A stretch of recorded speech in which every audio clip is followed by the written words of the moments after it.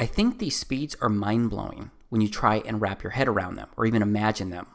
Here's a snapshot of someone's visual representation of what the solar system is doing according to the science and the speeds that I just shared. I think it's pretty wild when you just stop and look at this and think about it, because we're just flying through space. We're just a big rock moving around with other big objects. I do find it interesting that we're taught all of this as fact, except there are a lot of great unknowns, and all we have are primarily CGI videos and composite images to look at and review. And if you aren't picking up what I'm putting down, then let me be really blunt here. I don't believe this visual representation is accurate. I believe something else could be true.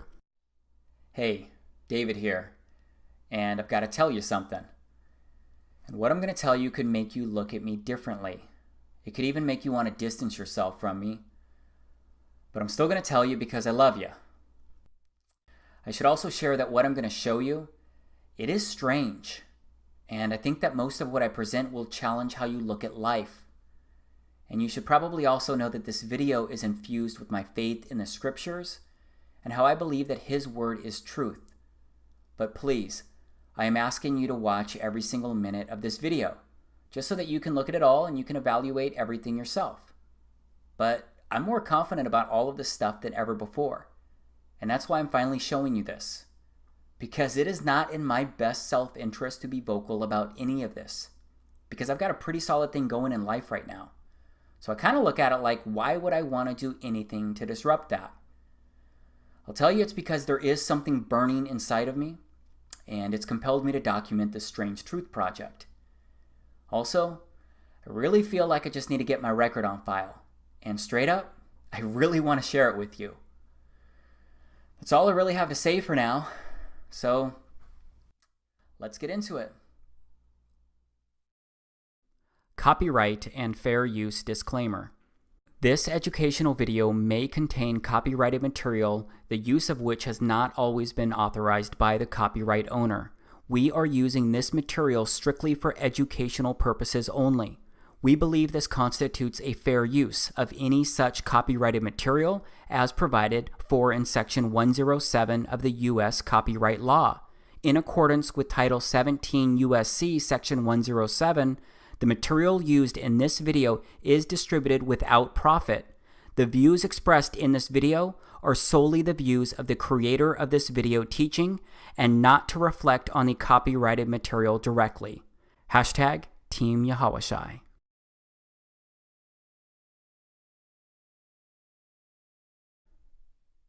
This is the moon as seen from Northern California. I used my Nikon Coolpix P900 to record this.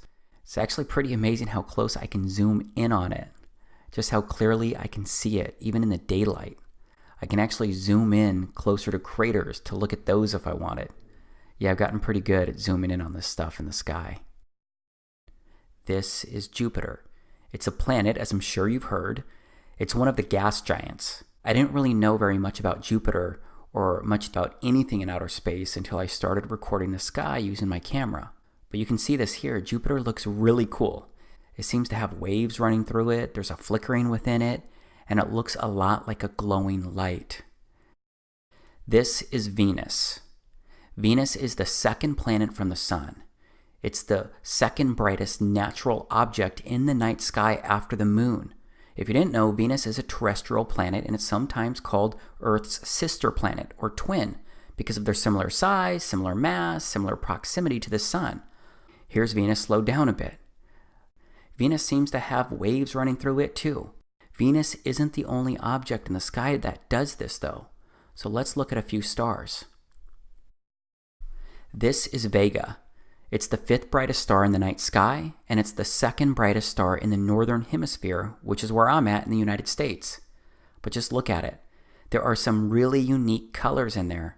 It also looks like it's pulsing and waving and moving around inside of it. It also has these ring-looking things going around inside of it from its center to the edges. And just like Venus, Vega has some kind of dot right in the middle of it. But let's look at another star. So this is Arcturus. Arcturus looks like a disco ball with so many amazing colors flashing inside of it. Arcturus is the fourth brightest star in the sky, and the brightest star in the northern celestial hemisphere. It's straight up amazing and beautiful. This is Polaris. It's also called the North Pole Star, which is also in the northern hemisphere. Notice how this star doesn't move across the frame of my camera. Remember how all of the previous objects I showed you so far, they moved pretty quickly across my lens when I recorded them.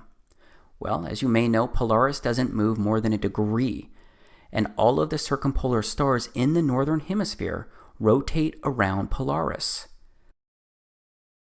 I'm curious if you've ever seen recordings of planets or stars in the night sky like what I just showed you, because there's no doubt the moon looks the same as what you've probably seen. But when it comes to planets and stars, I bet that you've primarily seen images like these. I think it's odd how different these online images look versus what I actually recorded and what I actually observed with my camera. I just wish that some of the normal observations came up at the top of some of the online searches I do. I found a lot of things odd and kind of strange and surprising recently, and that didn't start happening until this year, 2017. Because I actually started looking up. I started looking at the daytime sky, started looking at the clouds and how different they can be from one day to the next. I looked at planes flying across the blue sky. I looked at the sun behind the clouds. I looked at the clouds floating across the sky, and I started paying attention to the moon in the daytime, in the nighttime. I started looking at the moon's different phases, its different colors. This is a waxing crescent moon. This is a full moon. And like I mentioned earlier, I bought a unique camera to record all of this. It's the Nikon Coolpix P900. I bought it to personally study all of these things as I looked up and took some interest in the sky. And my interest in the sky and my studies, they led me to look into the missions in outer space. First, I looked into the Apollo missions to the moon. Then I wondered why we hadn't been back to the moon in 45 years. I wondered why even now we didn't at least have a fleet of rovers scouring every inch of the moon, including its other side that we didn't even land on. But apparently there's a competition to get rovers on the moon. But I mean, we have a rover on Mars. Why didn't we at least send one rover up to the moon to constantly observe it, since we no longer send humans? It's just hard for me to imagine that we've already discovered and observed everything we could learn about the moon during those 3 years of Apollo missions. You know, we've never put a woman on the moon, only men. So why not send our first woman to the moon? That would be a spectacular accomplishment. At least I think so. But then I came across a video of Don Pettit. He's a very outspoken NASA astronaut who's been to outer space 3 times. He said this is why we haven't been back to the moon. I'd go to the moon in a nanosecond. The problem is we don't have the technology to do that anymore. We used to, but we destroyed that technology, and it's a painful process to build it back again. Then I found out about the Van Allen radiation belt. Here's what a NASA engineer has to say about the Van Allen radiation belt. We are headed 3,600 miles above Earth, 15 times higher from the planet than the International Space Station. As we get further away from Earth, we'll pass through the Van Allen belts, an area of dangerous radiation. Radiation like this could harm the guidance systems, onboard computers, or other electronics on Orion. Naturally, we have to pass through this danger zone twice, once up and once back. But Orion has protection. Shielding will be put to the test as the vehicle cuts through the waves of radiation. Sensors aboard will record radiation levels for scientists to study. We must solve these challenges before we send people through this region of space. Sensors aboard will record radiation levels for scientists to study. We must solve these challenges before we send people through this region of space. So yeah, I found it really interesting what that NASA engineer said about the Van Allen belt. And it turns out that other NASA folks have said the same thing about leaving low Earth orbit. And what comes after the International Space Station once its mission is over? How do we ensure the presence of humans in space? Well, that's a great question. The plan that NASA has is to build a rocket called SLS, which is a heavy lift rocket. It's something that is much bigger than what we have today, and it will be able to launch the Orion capsule with humans on board, as well as landers or other components to destinations beyond Earth orbit. Right now, we only can fly in Earth orbit. That's the farthest that we can go. And this new system that we're building is going to allow us to go beyond and hopefully take humans into the solar system to explore. So the moon, Mars, asteroids, there's a lot of destinations that we could go to, and we're building these building block components in order to allow us to do that eventually. The technologies that we're testing out on Space Station are definitely helping us with our goals of going beyond low Earth orbit. So we have a really robust exploration program at NASA. And here's a quick look at the technology that we used to make it to the moon. Here's an image of the command module being rescued in the ocean. This made it to the moon and through the Van Allen belt and back to Earth. Here's video of a command module taking off from the moon. Here are some images I downloaded from NASA's website showing the module and a close-up of the technology that we sent to the moon. So yeah, I was surprised to hear about the Van Allen belt because we went to the moon 9 times and sent 12 men during the Apollo missions from December of 1968 to December of 1972. I'm kind of a detail-oriented guy, so I wanted to learn more about all this because while I'm detail-oriented, I'm also pretty cynical and extremely curious about things that don't immediately click. But I got sidetracked during my research because I came across Neil deGrasse Tyson saying something kind of weird. If you didn't know, Neil deGrasse Tyson is an astrophysicist, and he's pretty well known inside the science community. So here's what he said. So you spin, when you spin pizza dough, it kind of flattens out. Yeah. Gets wider in the middle. And so Earth, throughout its life, even when it formed, it was spinning. And it got a little wider at the equator than it does at the poles. So it's not actually a sphere, it's oblate. And officially it's an oblate spheroid. That's what we call it. But not only that, it's slightly wider below the equator than above the equator. A little chubbier. A little chubbier. Yeah. Chubby's a good way. It's like pear-shaped. Yeah. I researched this statement because it didn't make sense to me. And yeah, if you watch the whole video of when he says this, he gets into sea levels and more. But I gotta tell you, he didn't mean the statement as a joke. But it still seems like a joke because who says the Earth is pear-shaped? Pretty odd, right? Either way, his statements and my research led me to download just more images and more videos from NASA's actual website. These are a few of their images of Earth that they took from space.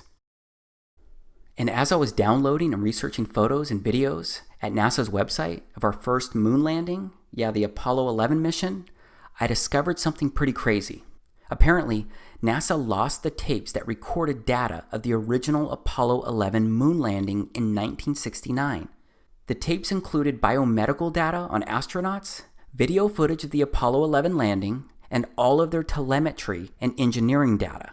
But based on everything I can research, it seems that NASA actually lost not just the Apollo 11 telemetry data, but NASA lost all of the telemetry data from all of the Apollo missions that landed on the moon.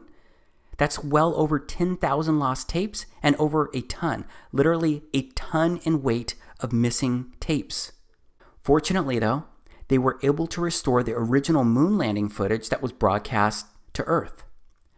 I guess I just found it pretty odd when you consider that the moon landing is one of the, if not the, greatest accomplishments by mankind. Because I figured NASA would take really good care of that stuff and properly label boxes and reams of recordings. Okay, so that seemed pretty careless. But then I stop and think, wouldn't right now be the perfect time to go back to the moon? We've made significant breakthroughs in technology in the past 45 years. So imagine today's technology that NASA could bring to the moon to record and study it. Imagine the beauty that they could show the entire world. Because we could have crystal clear, high-definition footage taken directly from the surface of the moon. I mean 4K resolution stuff that would blow everyone's minds. But instead, everyone seems to be okay with not going back. And that's despite the original video of our first ever moonwalks during the Apollo 11 mission being destroyed. And they say the original recordings, they were actually super clear and nothing like the grainy video that was broadcast to millions on television. But I guess it doesn't really matter either way, since we destroyed the technology to get back to the moon. That's if you believe what Don Pettit said. So my curiosity compelled me to keep researching all of this stuff. And a lot of what I found, it didn't make a whole lot of sense. Like, why does it look like this flag is flapping or blowing in the wind? And this module taking off looks pretty weird to me. So yes, a lot of the moon landings and stuff surrounding outer space can come across as odd. And yeah, maybe each odd thing can be explained away. It's just that when I look at all of the oddities as a whole, it's a bit creepy. And I say creepy because someone I know and someone I love once said this stuff was creepy when they started looking into it. And all of this creepy stuff made me want to keep researching and keep asking questions. But I ended up asking one question that can get you labeled as a nutcase. It's a question that makes people laugh at you. It's a question that I bet you've already seen coming as you've been watching this video. And that question is, did we really go to the moon? I'm sorry, Jay. I'm sorry. I can see that how that would affect your Christmas. I made that whole thing up. What? I'm sorry. I guess I just wanted to seem interesting. I guess there's a real danger of that on this show. But there's a pressure. Well, yeah, yes, people come out and they've run out of anecdotes, you know, and they just start making stuff up. Yeah. Like that Neil Armstrong guy. Have you seen him on the talk shows? Neil Armstrong, you mean the first man to walk on the moon? Talk about a fish story. Yeah. Man, and they're buying it. Oh, yeah.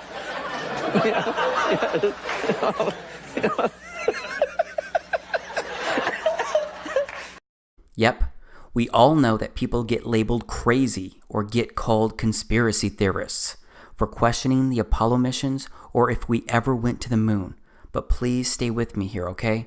I promise that I've really given this a lot of thought, and I've considered how something like this could actually happen. And since we no longer send people to the moon, I started looking into other info and footage surrounding outer space. And I found some interesting things there too. This is Gemini 4 that was completed in June of 1965. That was well before the Apollo 11 mission. This is the first American spacewalk recorded using an 18mm lens camera, and it recorded at 6 frames per second. But straight up, this looks like stop motion video to me. Back to what's odd. And it's that I can't find any other video of astronauts turning their helmets. A turning helmet appears to be only happening during this first ever spacewalk.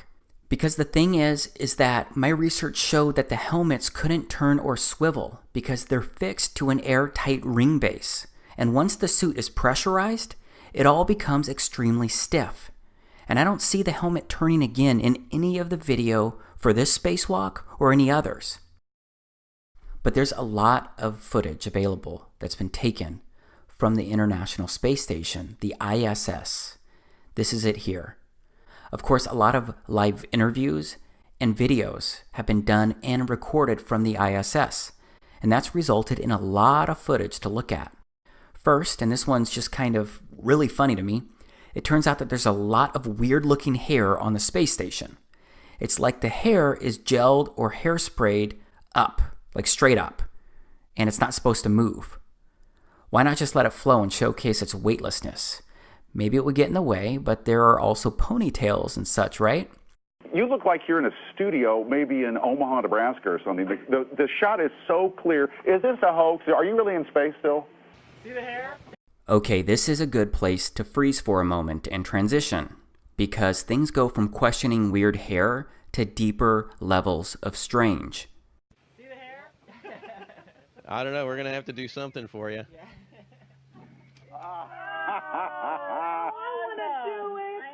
Oh, yeah, I can do that. Watch this.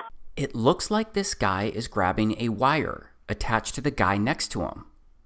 He's not grabbing air, and there is no reason why any of these guys would be wearing wires in space. Someone I know wondered that when I showed them this video. Believe me, you're going to be just like the person I talked to, because you will look for answers. You will look for ways to rationalize these things that I show you. Just understand I've asked the same questions. Why, how, and what am I really seeing? This guy with the red shirt looks like his shirt is being pulled by a wire. There are lots of these instances out there that you can research, but it's not exclusive to the ISS. It also happened on the moon itself, and I'll show you that in a moment. But look at the guy in the middle of these men. He looks like he's actually wearing a harness. This was a live interview with Boise State, and look at how awkward this is. Look at this astronaut who turns with his back to us. Pay attention to his back heels. It seems like there may not be enough slack, so his heels stay off the ground.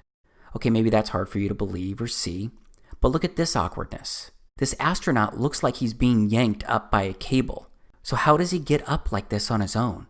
I mean, the other astronaut did not pull him, but it looks like he was lifted by some external force outside of him, and it's not the guy next to him. Straight up, it appears that these astronauts are attached to cables or some kind of harnesses at times, because it pulls the astronauts in unnatural ways. It even prevents them from falling all the way down. Sometimes they look like puppets on strings due to the way that they're being pulled or moved along. But how else could they be doing this?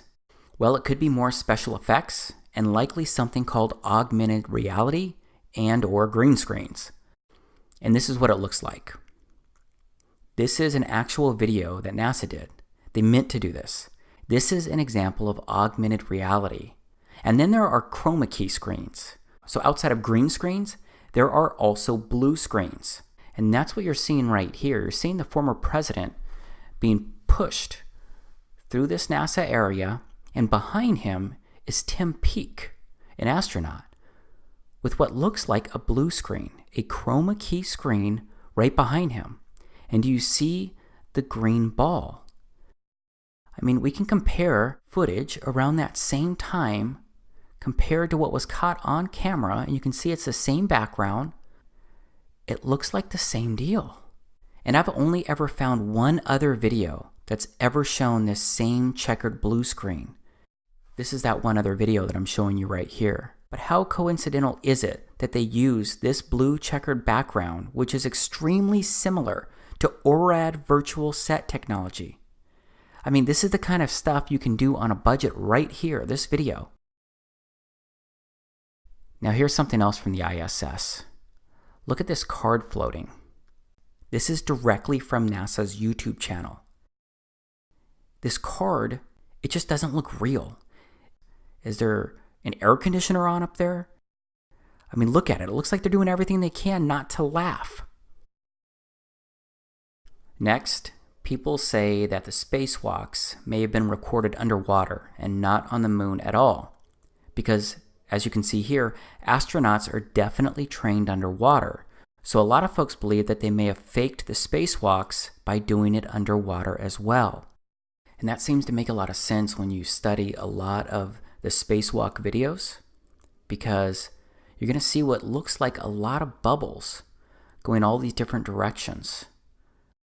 Who knows which direction the camera was actually pointing when these were recorded, but they look like air bubbles escaping maybe from underwater pools where some of these things were recorded or faked. Last, there are zero gravity planes. The only way right now that we can simulate the gravity on Moon, Mars, asteroids is parabolic flight. So yeah, there is likely hours of video of real weightlessness that people have experienced, but you can't do that all the time, so there needs to be other options, especially for the longer videos like I showed before. Okay, this is a time-lapse video of Earth recorded from the ISS, but I want to step off the space station right now. I want to look at the Apollo 11 crew's first public appearance after returning from the moon.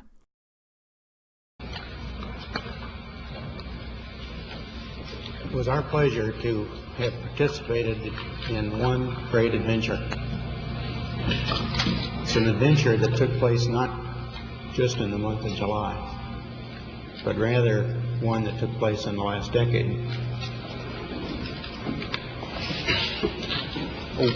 we all here and the people listening in today had the opportunity to share that adventure over its developing and unfolding in the past months and years.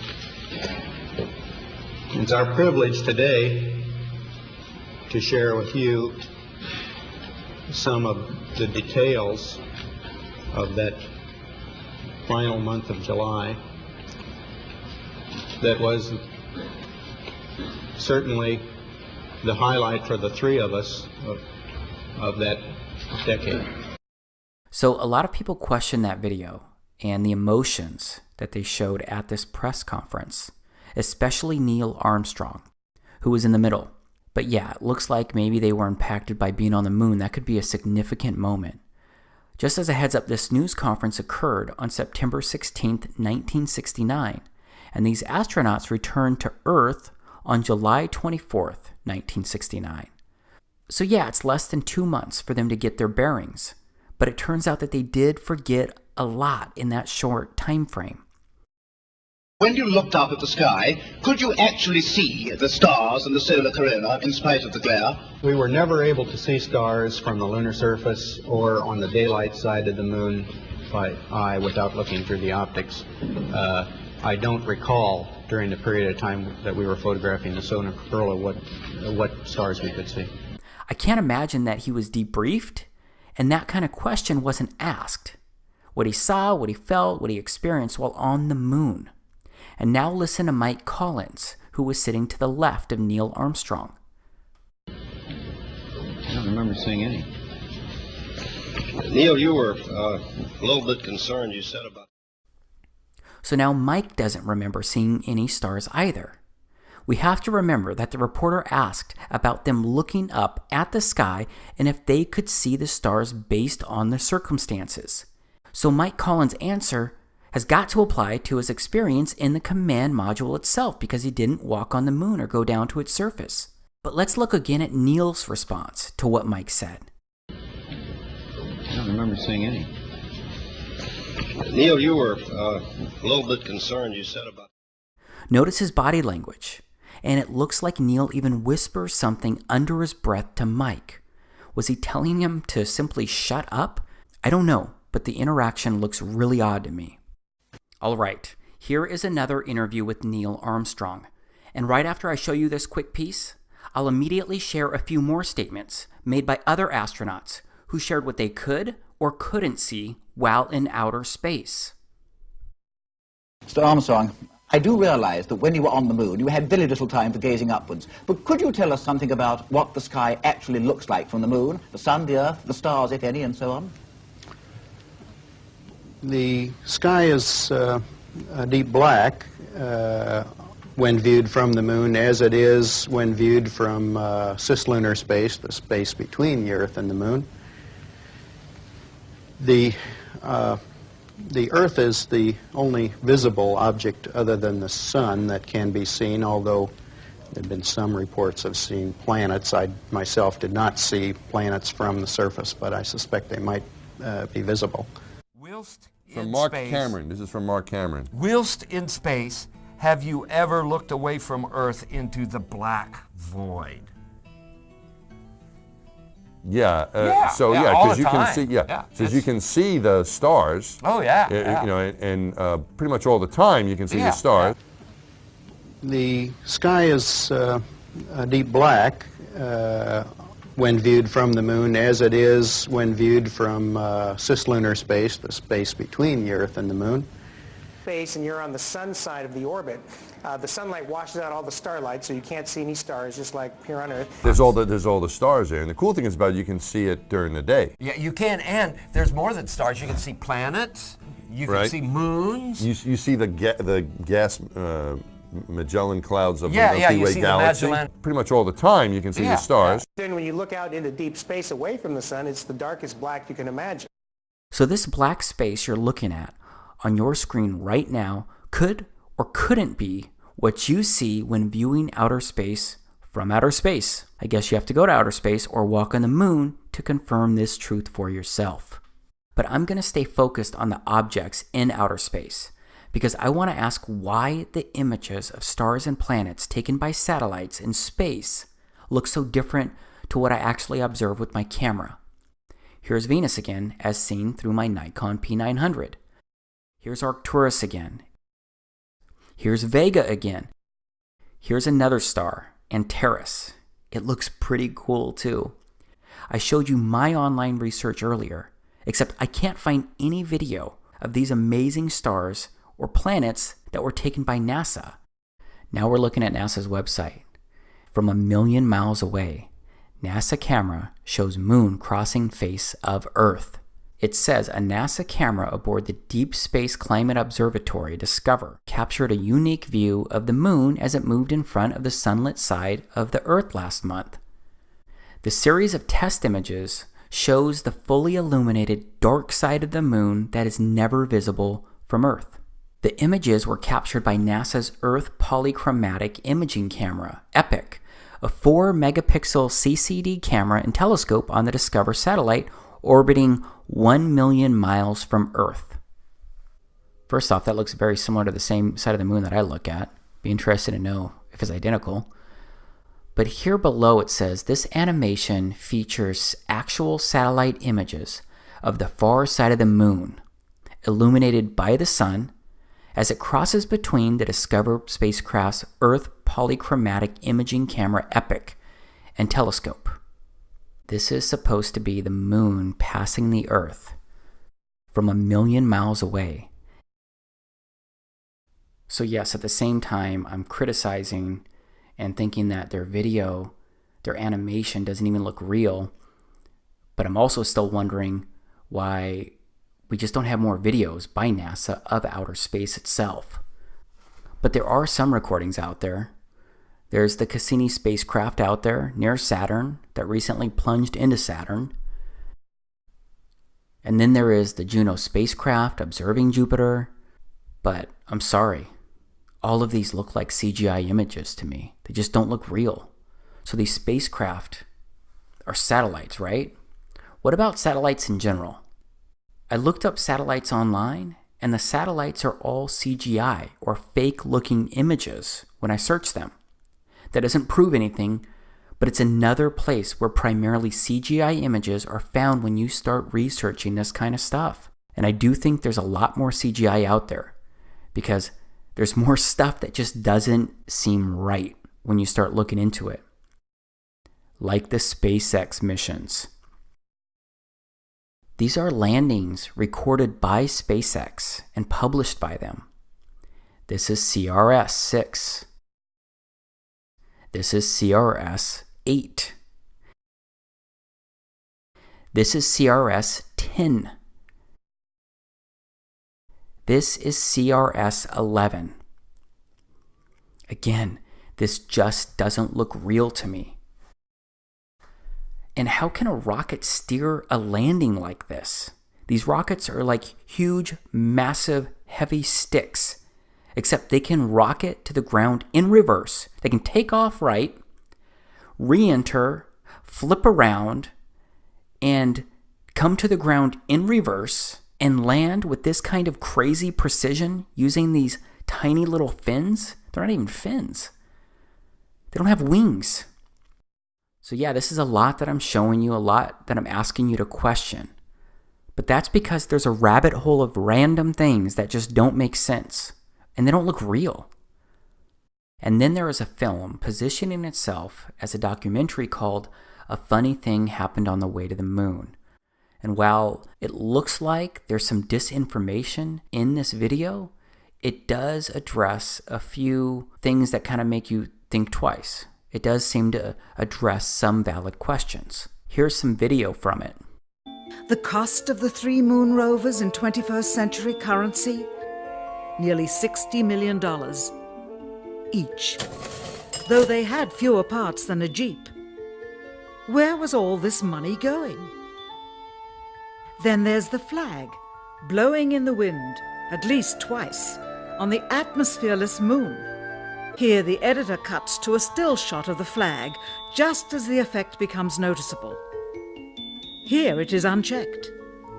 This rare clip attained decades ago, was never re-released with the inevitable increase in experience and scrutiny. To demonstrate 1/6 gravity, a bouncy, floaty feel to the astronauts' movements would be similarly achieved with relative simplicity. Slow motion. You are viewing the scenes as they aired more than 30 years ago. Now let's look at them with the speed doubled. It becomes discernible that they are, in fact, in Earth's gravity, and are no more leaving the ground than they would on Earth. It is clear from these rarely seen colour television pictures that the crew of Apollo 11 brought a high-resolution colour video camera with them on their mission, yet the only pictures broadcast live from the moon's surface were these from a low-definition black and white camera. In fact, the networks complained because in addition to this, they were forced to shoot the images, second generation, off of a projection TV of the technology of 30 years ago, and were not even allowed to take a direct feed, which further degraded the quality and clarity of the images. Perhaps this was precisely what NASA and the federal government had in mind. After all, it was a first, regardless of where they were. Better to open up their debut mission with fuzzy pictures and numerous blackouts, rather than show too much revealing detail of a false scene that was yet unproven. And finally, the element that seals their fate. Of all the footage of Apollo 11 requested from NASA over a 5-year period, one gem was discovered just before the completion of this documentary. An old reel received by mistake. It contains the raw or unedited footage of the crew of Apollo 11, Michael Collins, Edwin Aldrin Jr. and Neil Armstrong, staging part of their mission for nearly an hour in living color, with exceptionally clear behind-the-scenes audio of conversations discussing the techniques used to achieve a disingenuous picture depicting the Earth at a distance, in order to falsely demonstrate their far journey from it and their ability to survive passing through the Van Allen radiation belts. It cannot be misconstrued that this staging was done for some other reason prior to the mission, for the reel itself is slated and dated July 18th, 19th and 20th, 1969, the very days of the mission when they were said to be approaching and achieving lunar orbit. Understand, too, that only about 20 seconds of this raw footage was ever broadcast to the public, and these conversations discussing their deception were believed to be private, until now. Here they discuss that these television transmissions were in fact not broadcast live as everyone believed.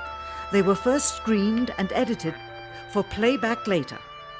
Roger, Neil. We just wanted a narrative such that we can, when we get to playback, we can sort of correlate what we were seeing. Thank you very much. Here they discuss the fact that they have turned out the lights and have blocked out sunlight from entering the spacecraft through the other windows, as to not cause any reflected light to fall onto the spacecraft's wall in the foreground. Okay, very good. Well, we shut out the sun coming in some of the other windows into the spacecraft, so it's looking through the number one window, and there isn't any reflected light. We only have one window that has a view of the Earth, and it's filled up with the TV camera. This is where the astronaut is back in view, but the lens was supposed to be on the window. Is it legitimate? I don't know. There's just so many weird things about the Apollo missions when you research them. And again, I'm not vouching for a funny thing happen on the way to the moon, but it does address a few questions that seem to make sense, that seem to be worth asking. And then there are the space shuttles, which are supposed to be gliders when they re-enter our atmosphere and they land. So space shuttles don't have the appearance of what you would think is a glider, and they make what appears to be lots of crazy loud jet propulsion noises when landing on runways, just like regular jets do when they're landing.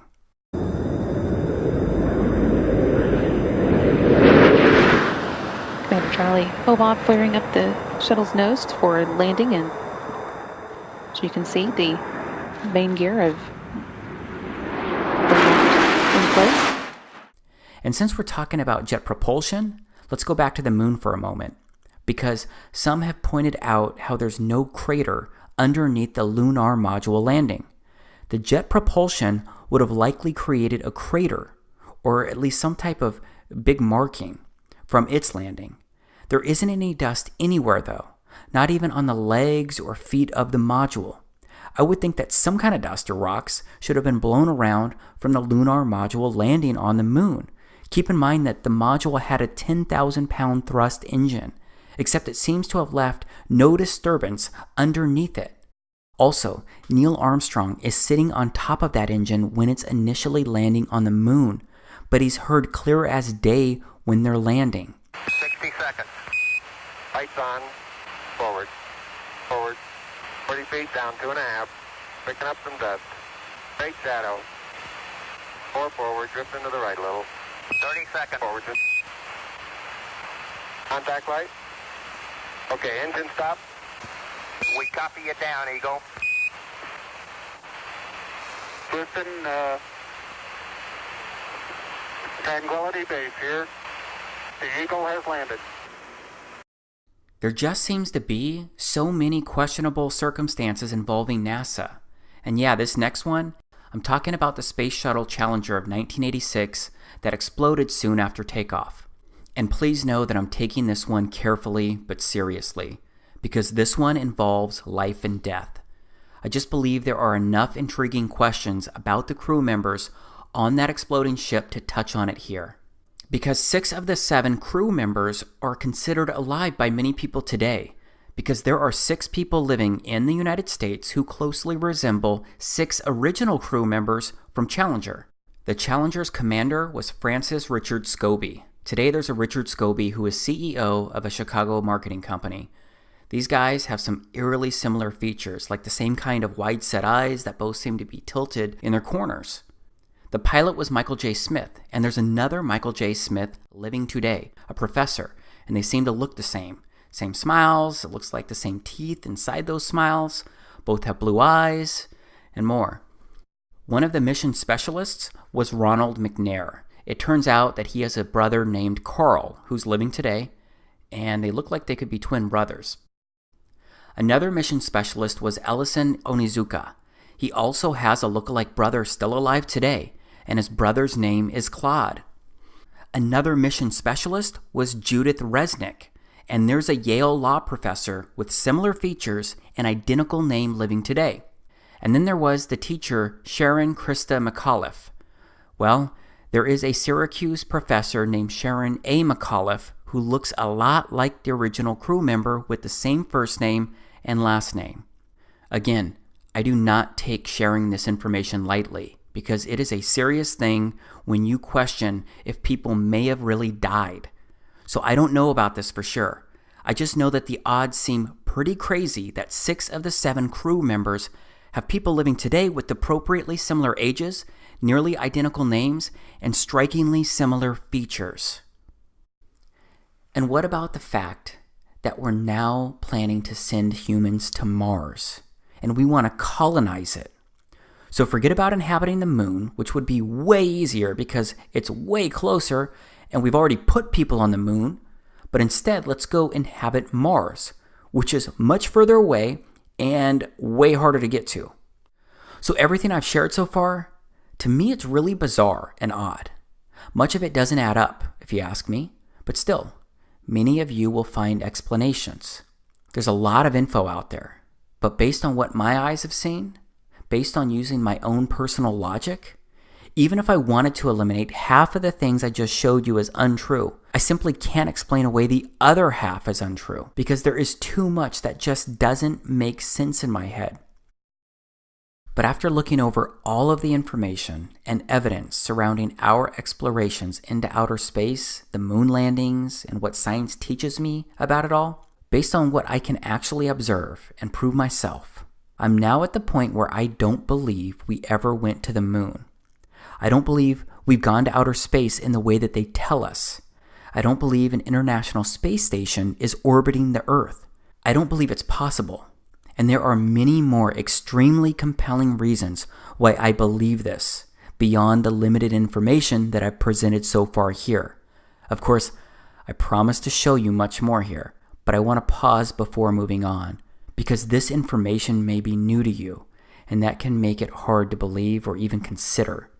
You may be laughing at me right now, or wondering when Dave lost his mind and went full conspiracy theorist.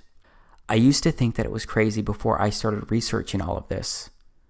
But what if it was possible? What if what you've been told was not the truth? Or maybe it was full of half-truths? Would it be the first time that someone lied to you? Would it be the first time that your government lied to you? It's easy for me to say that, especially when you may be thinking the opposite. But no matter what, I'm the one making these claims, so I need to present more information to show how all of the pieces could fit. So please just stay with me here, because we've barely touched the first layer of how odd and bizarre things may really be.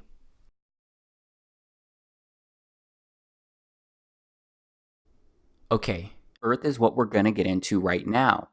We're going to focus on the place that you and I both live and exist. First off, what does the Bible say about Earth?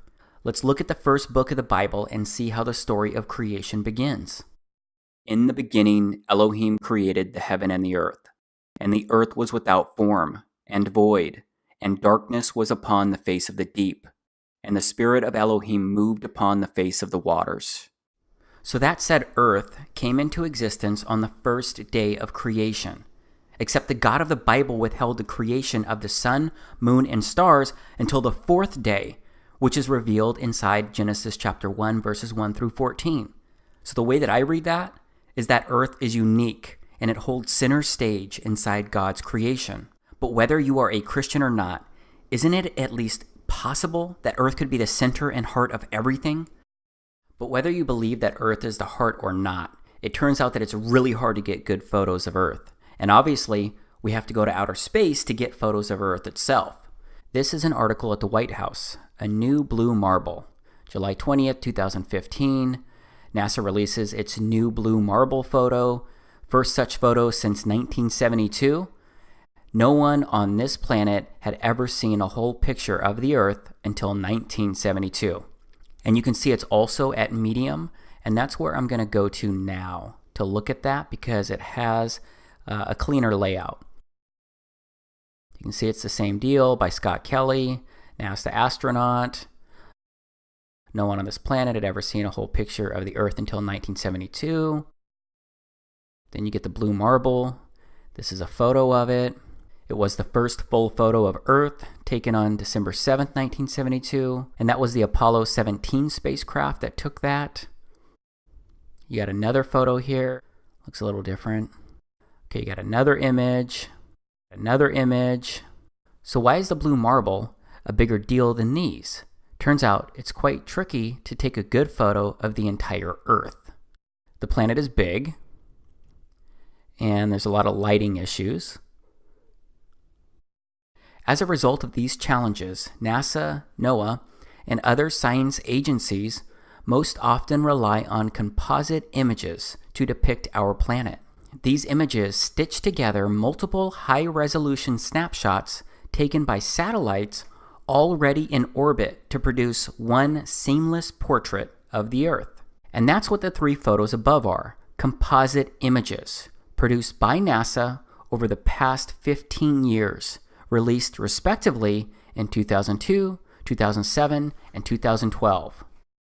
Composite imaging is an extremely useful tool for helping people understand the Earth, like this black marble, which, by stitching together multiple views of the planet, shows a full global view of the Earth's city lights. That's why today I am excited to see that NASA has released its new blue marble, the first of many more to come later this year. The blue marble is the first fully illuminated snapshot of the Earth captured by the Discover satellite. It looks like it's a joint NASA, NOAA, and U.S. Air Force mission. And there's a guy who's famous for doing these composite images and manipulating data and putting it all together. And this is the guy right here. This is from NASA's website. It's an interview.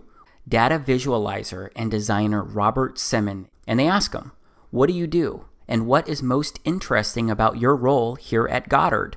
How do you help support Goddard's mission? And he says, my role is to make imagery from Earth sciences data. I turn data into pictures. I look for new, interesting events that NASA satellites have seen or that are hidden in the latest data to find anything interesting that shows off NASA's unique capabilities. Finding things is the fun part. I rely on engineers and scientists to produce the data. Okay, they ask him, what is the coolest thing you've ever done as part of your job at Goddard? And he says, the last time anyone took a photograph from above low Earth orbit that showed an entire hemisphere, one side of a globe, was in 1972 during Apollo 17. He also says by 2002, we finally had enough data to make a snapshot of the entire Earth. So we did. The hard part was creating a flat map of the Earth's surface with 4 months of satellite data. Rito Stockley, now at the Swiss Federal Office of Meteorology and Climatology, did much of this work. Then we wrapped the flat map around a ball. My part was integrating the surface, clouds, and oceans to match people's expectations of how Earth looks from space. That became the famous blue marble. Okay, I know I already touched on this earlier, but I just keep wondering. Why doesn't NASA just deploy a rover to the moon, equipped with a camera at least comparable to my Nikon P900? Then they would have it on the moon's surface all the time.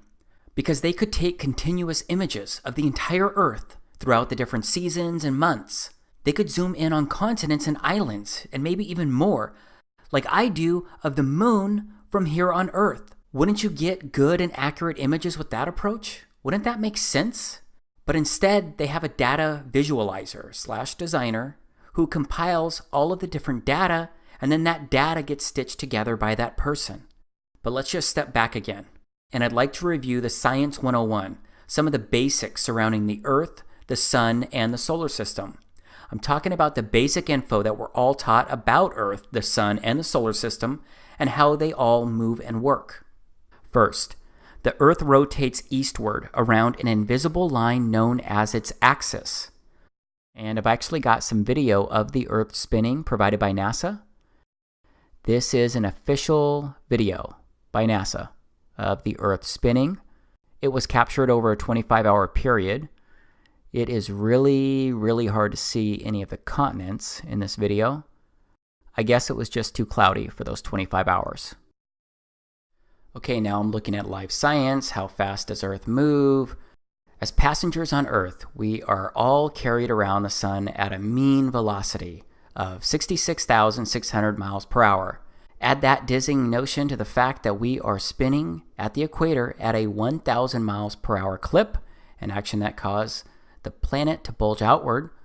Of course, these velocities are relative to the sun and to the poles, respectively. Okay, how fast is Earth moving? Let's look at that again. As an Earthling, it's easy to believe that we're standing still. After all, we don't feel any movement in our surroundings. But when you look at the sky, you see evidence that we are moving. Okay, how fast are we spinning? I just went through this, but it's interesting to see another source, and it talks about, depending on where you're located, right? Sun and galaxy move too. To blow your mind even more, the sun has an orbit of its own in the Milky Way. The sun is about 25,000 light years from the center of the galaxy, and the Milky Way is thought to be about 100,000 light years across. We are thought to be about halfway out from the center, according to Stanford University. The sun and the solar system appear to be moving at 200 kilometers per second, or at an average speed of over 500,000 miles per hour. The Milky Way too moves in space relative to the other galaxies. In about 4 billion years, the Milky Way will collide with its nearest neighbor, the Andromeda Galaxy. Everything in the universe is therefore in motion. Now let's go back to the Live Science article. How fast does Earth move? Let's touch on the velocities and why we don't feel them. The reason we don't feel the rush is the same we aren't pinned to our seats while in an airplane moving at a constant speed. Velocity can only be measured with reference to another object moving at a different velocity, and we cannot feel velocity while in a constant frame of reference. This is why it might be news to you that our entire solar system is whizzing around the center of our galaxy at a fairly inconceivable, well, it's over 500,000 miles per hour. The galaxy is also moving with respect to other galaxies in the universe. And for all we know, the whole universe is moving, but now we're getting into great unknowns. Okay, so I just went over a lot of numbers, but it's all basic stuff. But that's pretty fast, right? I do think that it's kind of odd that we don't feel any of that spinning or rotation. I think these speeds are mind-blowing when you try and wrap your head around them or even imagine them. Here's a snapshot of someone's visual representation of what the solar system is doing according to the science and the speeds that I just shared. I think it's pretty wild when you just stop and look at this and think about it, because we're just flying through space. We're just a big rock moving around with other big objects. I do find it interesting that we're taught all of this as fact, except there are a lot of great unknowns, and all we have are primarily CGI videos and composite images to look at and review. And if you aren't picking up what I'm putting down, then let me be really blunt here. I don't believe this visual representation is accurate. I believe something else could be true, and it's all based on the foundation that we never went to the moon. It's all based on the belief that we have not explored outer space. Because I do not think outer space exists as we've been taught. As a result, I believe something else when it comes to Earth, this place that we live on. And now it's time for me to share what I believe. It's something that may compel you to give me a hat made out of tinfoil. This may also compel you to laugh at me again, maybe even more than when I shared my belief that we've never been to the moon. My statement may compel you to shut off this video right now, but please, I am asking you to just keep watching until the end of it. And yes, I recognize that this is going to sound very out there when you hear me say it. You're going to ask a lot of questions immediately. You're going to wonder what my claim would look like if it was true or even possible. But if you know me, you know that I am an over-researcher. You know that I'm the kind of guy who needs to understand how all of the pieces fit. So please, just know that I will begin to help make sense of it all and share lots of information immediately after I make my statement, or better yet, after I pose my question. Okay, here is my question. What if the Earth was flat? No, I am not kidding. Most people imagine something like this when they hear flat Earth. But my research shows it's nothing like this here, because there's no edge that people can fall off. It doesn't really look different than anywhere you've ever visited on the Earth. Again, I know this is an out there statement, but I promise I will provide detailed information on how this could work and what it could look like. I'll also share a map with a full breakdown. But before I go there, I need to go over some really important reasons why the spinning globe Earth model that we've been taught has issues. It may be stuff that you've questioned before, and it probably includes stuff you haven't considered. Yes, we're looking at this again. For all of my fellow Christians, just think about this visual representation in regards to the story of creation, and consider how just moments ago I shared Genesis 1, and how Earth came into existence on the first day of creation. I mentioned how the God of the Bible withheld the creation of the sun, moon, and stars until the fourth day. So if Yahweh created the sun on the fourth day, then what was the Earth rotating around for 3 days prior? Well, maybe Earth is special, and like I mentioned moments ago, it holds center stage in God's creation. And maybe Earth is not moving or rotating around the sun. Now let's keep this visual representation of the solar system in mind as I share some more important information, and it's related to the sky and what we can actually observe. So again, we know that there is a North Pole star. It's called Polaris, Alpha Ursae Minoris. Remember, this is what Polaris actually looks like. And remember, it doesn't move across the sky. It just stays there. And all of the stars in the northern hemisphere rotate counterclockwise around this star. But remember that the Earth rotates on its axis, and its axis runs from the North Pole star, Polaris, all the way down to the South Pole star, also known as Polaris Australis or Sigma Octantis. But I'm not sure many people think about these North and South Pole stars and how they work in relation to the Earth. Because just like the stars and planets rotate counterclockwise around the North Pole star in the northern hemisphere, the stars and all the planets actually rotate clockwise around the South Pole star in the southern hemisphere. These are long exposure shots that were taken by YouTuber Kofu72, and he did it by having a photo taken every 30 seconds. And it took an hour and a half of recorded shots to create just 10 seconds of southern star trail video. So we have stars and planets rotating counterclockwise around the North Pole star.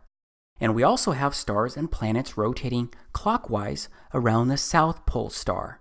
Except Earth and our solar system is supposed to be flying through space like this. But the North Pole star never moves above the Earth, and all the stars rotate around it. And the South Pole star stays in place below the Earth, and all the stars rotate around it the opposite direction down there. That's what the North and Southern star trails show us, and that's what we can actually observe when standing on Earth.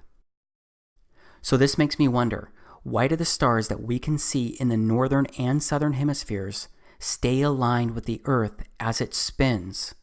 Why does everything in the sky, outside of the sun, moon, and wandering stars, why does everything else stay fixed on us and rotate around us from two very specific points on Earth?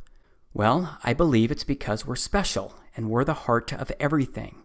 Straight up, I believe we've been told many untruths. And very shortly, I'm going to show you how I believe all of this could actually work. Because isn't it strange that you feel none, I mean none, of the Earth's rotation? That's anywhere from 700 to over 1,000 miles per hour. Those are ridiculous speeds and you feel nothing. Or what about the other speeds that are allegedly happening right now? Like the Earth rotating around the sun or the solar system speeding at over 500,000 miles per hour. As humans, we can perceive movement. Our senses tell us when it's happening, even when we're in a car speeding down the highway, or when we're in an airplane, not just during takeoff and landing. Yeah, we get used to moving inside these objects, but we still know we're moving inside them, and we're moving at speeds a fraction of the Earth's rotation, except we don't feel any of the Earth's rotation. We don't feel the Earth orbiting the sun. We don't feel any speed. We don't feel any movement of the solar system itself. This is important, and many people just brush it off. You may be doing that right now, because again, we're told that we can't feel it because we're moving with the spinning Earth. We're told we're used to it, yet our senses can and should be trusted. And if we're honest with them, they'll tell us that we're not moving at all. I believe it's that simple, but it's really hard to believe because it's not what we've been told since birth. But what about before birth? What do books that have been around for thousands of years say about all of this?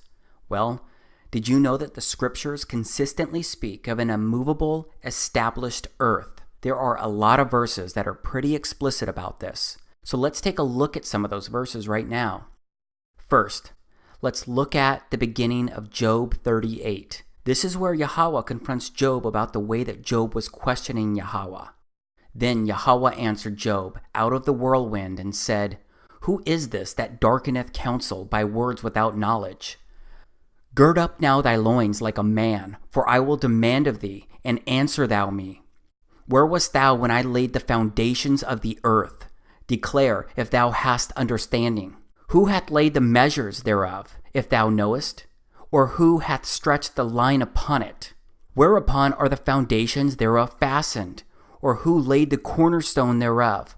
When the morning stars sang together, and all the sons of Elohim shouted for joy? Or who shut up the sea with doors, when it brake forth, as it had issued out of the womb? When I made the cloud the garment thereof, and thick darkness a swaddling band for it, and brake up for it my decreed place, and set bars and doors, and said, Hitherto shalt thou come, but no further. And here shall thy proud waves be stayed. Hast thou commanded the morning since thy days, and caused the dayspring to know his place, that it might take hold of the ends of the earth, that the wicked might be shaken out of it? It is turned as clay to the seal, and they stand as a garment." So Yahweh speaks of foundations, and the foundations of the earth being fastened, and a cornerstone being laid. He speaks of the ends of the earth. Yahweh, the God of the scriptures, basically says to Job, who are you to question how anything on earth works when you weren't even there when I created this place? I gotta say that this feels very similar to today, because it seems like everywhere I look, I see mankind giving explanations about how Earth works and how the solar system works, along with how everything works that actually came into existence around us. And those theories are basically presented as facts. So I think these verses from Job should be deeply considered as I continue, because I'm going to read a few more verses that speak of the earth being fixed and seemingly flat. This is 1 Chronicles 16:30. Fear before him all the earth. The world also shall be stable, that it be not moved. This is Psalms 93:1. Yahweh reigneth. He is clothed with majesty. Yahweh is clothed with strength. Wherewith he hath girded himself. The world also is established, that it cannot be moved. This is Psalms 96:10. Say among the heathen that Yahweh reigneth. The world also shall be established, that it shall not be moved. He shall judge the people righteously. This is Psalms 104:5. Who laid the foundations of the earth, that it should not be removed forever. This is Psalms 19 verses 4 through 6. Their line has gone out through all the earth, and their words to the end of the world. In them hath he set a tabernacle for the sun, which is a bridegroom coming out of his chamber, and rejoiceth as a strong man to run a race. His going forth is from the end of the heaven, and his circuit unto the ends of it, and there is nothing hid from the heat thereof. This is Ecclesiastes chapter 1, verses 5 through 6. The sun also ariseth, and the sun goeth down, and hasteth to his place where he arose. The wind goeth toward the south, and turneth about until the north. It whirleth about continually, and the wind returneth again according to his circuits. This is 1 Samuel chapter 2, verse 8. He raiseth up the poor out of the dust, and lifteth up the beggar from the dunghill, to set them among princes, and to make them inherit the throne of glory. For the pillars of the earth are Yahweh's, and he hath set the world upon them. Okay, this is Proverbs chapter 8, verses 28 and 29. When he established the clouds above, when he strengthened the foundations of the deep, when he gave to the sea his decree, that the waters should not pass his commandment, when he appointed the foundations of the earth. And this is Isaiah chapter 48, verse 13. My hand also hath laid the foundation of the earth, and my right hand hath spanned the heavens. When I call unto them, they stand up together. So it seems like the scriptures keep saying that the earth is established, it has foundations, it is on pillars, and also that it's the sun going up and down on his circuits that he created. But as I keep emphasizing, we're taught that the earth is constantly moving, spinning around, and that the earth is flying through space, and it's orbiting the sun, and that the universe is constantly expanding. But the Bible says the earth does not move from its pillars and foundation. I cannot find it anywhere in the scriptures where it says that the earth is round or spinning or moving. However, there is one specific verse that most people point to when using the scriptures to try and support a ball earth in outer space. It's Job 26:7. He stretcheth out the north over the empty place, and hangeth the earth upon nothing. Okay, so people use that to support that the earth, it's in outer space. But it doesn't speak anything about the earth spinning or moving or anything like that. Everything else in the scriptures say that it is firm, fixed, immovable, it has foundations, it has pillars. So I don't think it's a strong argument here. Plus, if you look at the book of Enoch, you will see scriptures that actually complement this area right here in Job, because Enoch comments about how he was shown beyond and above the heavens, and he comments that there is nothing above or below. So I look at all of this, and I think, if you believe that the scriptures are the holy inspired words of our Creator, then I find it confusing for people to believe that our Creator would have had Job document something that contradicts so many other verses. So based on everything that I can find and research inside the scriptures, an established and immovable earth seems to be biblical truth. Also, my research has shown me that from the very beginning, ultra-Orthodox Christians believed this as well. They seem to have been flat earthers. Because my research shows that the flat earth implications of the Bible were rediscovered and popularized by English-speaking Christians in the mid-19th century. And then their conclusions were dramatically confirmed by the rediscovery of Enoch among the Dead Sea Scrolls, which I'll touch on shortly. But even if the earth was round and spinning through space, does it really make sense for our Creator to leave out and omit this critical information? I don't think He would do that. And it appears, based on everything that I've read inside the scriptures, that He told us what the truth really is here. But we accept the globe Earth model, the planets, the stars, the solar system, and outer space in general, because we're taught it as truth from childhood to adulthood. It's reinforced over and over again. But as you can see here, the current popular belief of the Earth being a ball flying through space is only about 500 years old. It's relatively new compared to the existence of this Earth. But maybe you're thinking that people before this period of time had no idea how Earth worked. Maybe you think that they were clueless because they couldn't explore Earth or outer space like we allegedly do today. Well, I don't believe that people were ignorant about how this Earth worked or how it was created, because I believe they've been told by Yahweh, our Creator. Because there's documentation dating back over 2,000 years. I'm referring to the Dead Sea Scrolls that I mentioned a moment ago. These Dead Sea Scrolls were discovered in 1947 when 11 caves were discovered near the Dead Sea. And these 11 caves ended up containing nearly 1,100 ancient documents, which have been dated to as early as 3rd century BC, before Christ. And these scrolls included fragments from every Old Testament book except for the book of Esther. One of the most common books was Psalms, and there were also some apocryphal books, including the book of Enoch. My point is that these scrolls, over 2,000-year-old documents and scriptures, when they're compared to the verses that we find in the Bible today, they're congruent, and they speak to the exact same thing. But let's step outside of the scriptures for a moment, because I believe that I need to also review some simple concepts when considering how the earth could be flat and not a spinning ball. So let's once again look at stuff that we can actually observe. And this first thing is pretty straightforward. It has to do with water, because water, it always finds its level. Yes, water always finds its level. And doesn't water always flow downhill because that water is seeking its level? Do you believe these simple concepts are true? Do you believe that water always finds its level and that water runs downhill? I believe they're true because I observe them happening all the time. So what about the miles and miles of ocean reaching from one continent to another?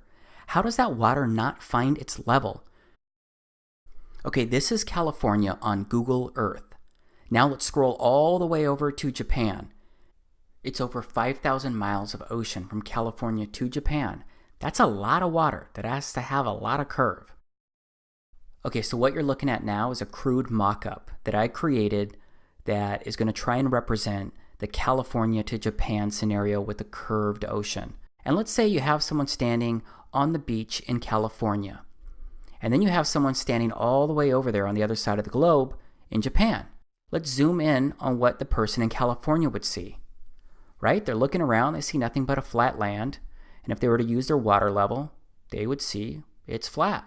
Everything's flat. And then if we looked at the other side with the person standing on Japan, on the edge, looking out into the Pacific Ocean, they could also take their water level and they would see that it's level. They would see that it looks nothing but flat when looking out. So you have these two people, and they're looking out. They both think that they're at the top of this ball. So what's really happening throughout this ocean, throughout this body of water? Can you take a water level to everywhere and it's going to be level? Yeah, of course you know that you could. But what if this is not what's really happening? What if this is what's really happening? And the two people standing on both continents are actually just at water level as well. Wouldn't that be easier to comprehend and understand? Because water always finds its level. So how is it not doing that across the ocean? Because even the ocean needs to find its level. I think this concept of water finding its level is a really big deal. I'm going to ask you to please do not discount this. And when it comes to water always finding its level, I've actually got a couple friends who are doing a world record water level test. Their names are Ronnie Harris and Jason Laufenberg. They run their own YouTube channels, but also run a shared channel at Beyond Flat Earth. And while I don't agree with everything that they've ever shared, we do agree on a whole lot, especially the Earth being flat. And I'm grateful to them because they've helped me discover and research so much. So they're going to do a world record water level test, which I'm fully supporting. It's going to be pretty simple with a total of 3 miles worth of hoses. Obviously, it's going to have some water, a surveyor, and a bit more. So just go to YouTube and search world record water level test to learn more about it or even support it. Now let's keep moving along because I want to talk about gravity. Because we're told that gravity is what makes much of this happen, right? And gravity must exist, and it must be true for the ball Earth to exist. So what do we know about gravity? Well, here's what one of the most popular leaders in science says about gravity. What is gravity? I have no idea. Okay, next question. Wow. No, here's the difference. We can describe gravity. We can say what it does to other things. We can measure it, predict with it. But when you start asking, like, what it is, I don't know. So to say, what is it? I think Einstein, in an Einsteinian answer, we would say gravity is the curvature of space and time. And objects will follow the curvature of space-time, and we interpret that as a force of gravity. That's probably the best answer I can give to a what is gravity question, or why is there gravity. That's the best I can do there. I think that's a good start. And I can also say that Einstein noted that matter tells space how to curve. Space tells matter how to move. Okay, are you confused yet? Apparently, I need to be an astrophysicist to understand or attempt to explain gravity. But if you zoomed in on the Earth from outer space and looked at the edge of the Earth, then you could see some really interesting stuff. You would see people standing sideways or even upside down. You would see mountains with the water rushing in startling directions. Remember, NASA could have and could still show us these types of videos by having a camera like mine on the surface of the moon. They could easily zoom in on the side of the Earth like I zoom in on the side of the moon.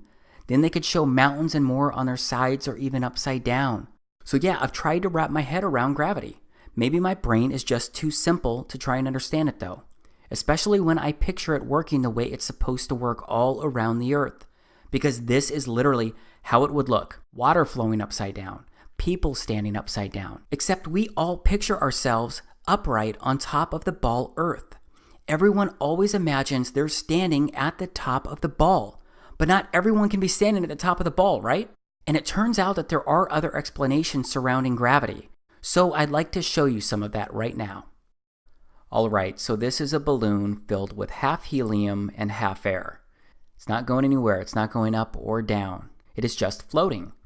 So gravity, it holds people, buildings, and these miles and miles of oceans that I mentioned earlier. All of it gets held to the Earth's surface because of gravity. But it can't actually pull down this balloon that's filled with half helium and half air. And then what about this balloon that just floats off into the air? But then what about these balloons? They just go straight up as well. Gravity is not pulling on these. So it seems that gravity is not very consistent. These are a few more examples of things being dropped, obviously into water, and how they're reacting. And then this video continues to actually share how the buoyant force is the opposite of density, and that it's density that causes objects to fall, and not gravity pulling these objects down. Here are some more examples. But let's move beyond gravity for a moment, okay? Because I want to go back to the concept of water always finding its level. When I was going over this earlier, I basically said that there's no curvature on Earth. And I bet that that curvature is not something you have actually observed using your own eyes. But it's something that we're supposed to believe exists because we've all been told it's there. But how many people really think about this? So where can you see the curvature of the Earth? You should be able to detect the curvature of the Earth from an aeroplane at a cruising height of around 35,000 feet. But you'd need a fairly wide field of view, 60 degrees, and a virtually cloud-free horizon. So this is what you would see when rising in altitude. This video was actually recorded by people using balloons. And in some instances, they were looking for the curvature of the Earth.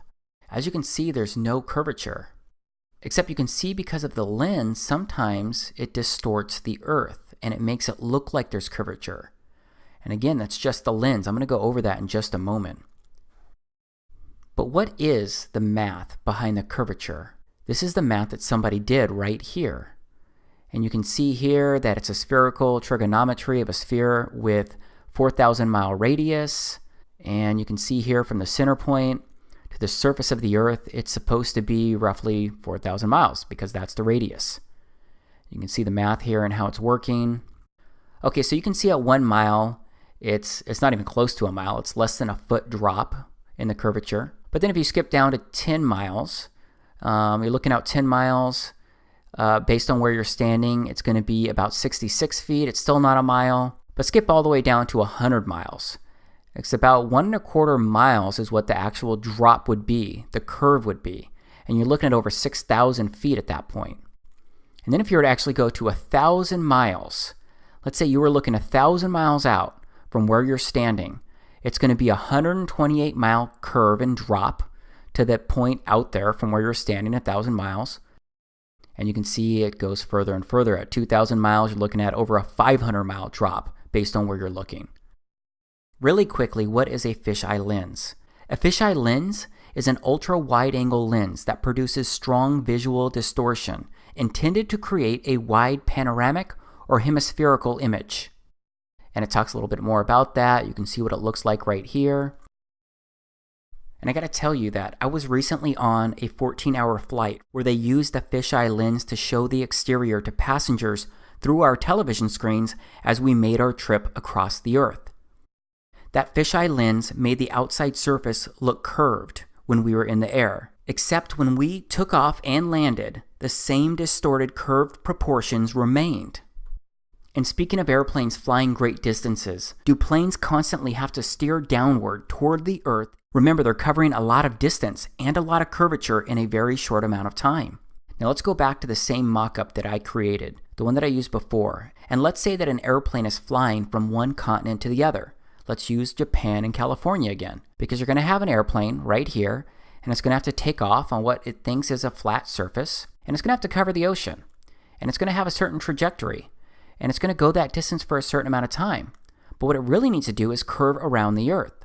So that means that that airplane, every so often, should actually be pointing down and changing its trajectory. It's going to have to keep doing that over and over and over again. But wouldn't it make more sense if it was actually just flying straight across a level ocean? Because doesn't water always find its level? And what happens when planes need to land?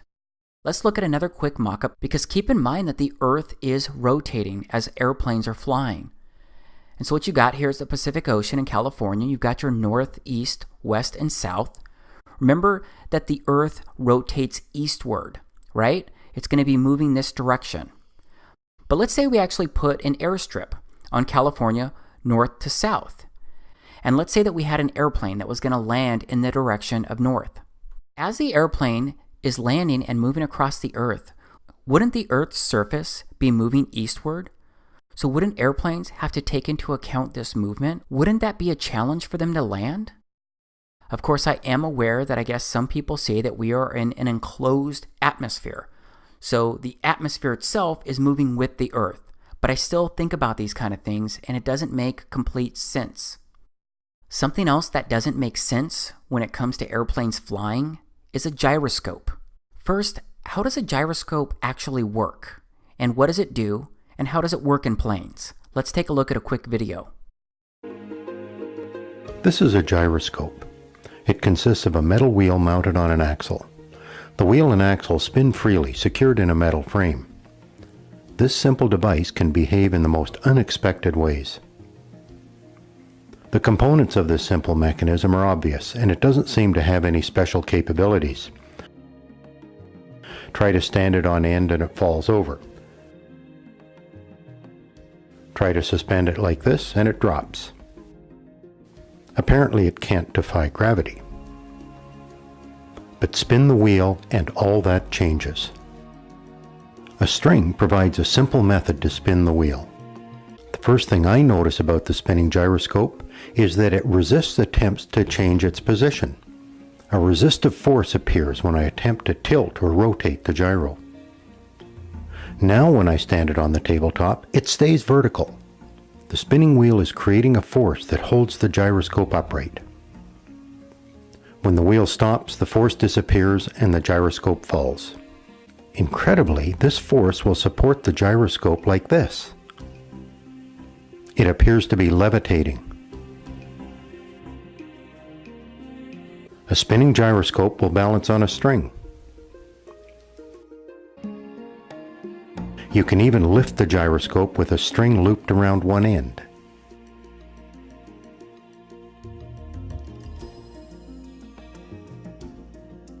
This interesting behavior is difficult to explain. Physicists have determined that a rotating wheel has angular momentum, similar to the momentum that a stone flying through the air has. To change the direction of the stone requires a force. Similarly, changing the orientation of the rotating wheel requires force. The spinning wheel prefers to stay oriented as it is, and it resists any attempt to change that orientation. The fact that gyroscopes will maintain a particular orientation in space is very useful. In modern aircraft, an inertial guidance system uses spinning gyroscopes to monitor and control the orientation of the aircraft. The gyroscope is suspended in a special cage that allows it to maintain its orientation independent of the aircraft's position. If the aircraft rolls, electric sensors and contacts connected to the gyro send information to the pilot about the aircraft's orientation. Now let's go back to my previous example of flying from Japan to California and consider a couple other items. Remember, it's over 5,000 miles of ocean from Japan to California. And the curvature math says that with right at 4,000 miles of distance, there will be right at 4,000 miles of curvature from your starting point to the ending point, assuming that you're actually traveling 4,000 miles of distance. So with that in mind, let's look at my previous mock-up. Here's the airplane taking off, and remember, the Pacific Ocean must be curved based on what we're taught. So the airplane flying across these thousands of miles would need to keep pointing down due to the 5,000 miles of distance and thousands of miles of curvature below. So how can a gyroscope be properly calibrated on a globe Earth when there are thousands of miles of curvature? How does it work when the Earth is always spinning? Is the gyroscope constantly correcting itself? Is it constantly resetting itself? Is it constantly stopping and recalibrating itself? It just doesn't make sense to me when I look at everything and how it works. And here's something interesting that I found at NASA's website. It's a NASA reference publication from the late 1980s about the derivation and definition of a linear aircraft model. Let's go through this. There's a lot of math, but toward the end on page 30, the first sentence in the concluding remarks say, "This report derives and defines a set of linearized system matrices of a rigid aircraft of constant mass, flying in a stationary atmosphere over a flat, non-rotating Earth."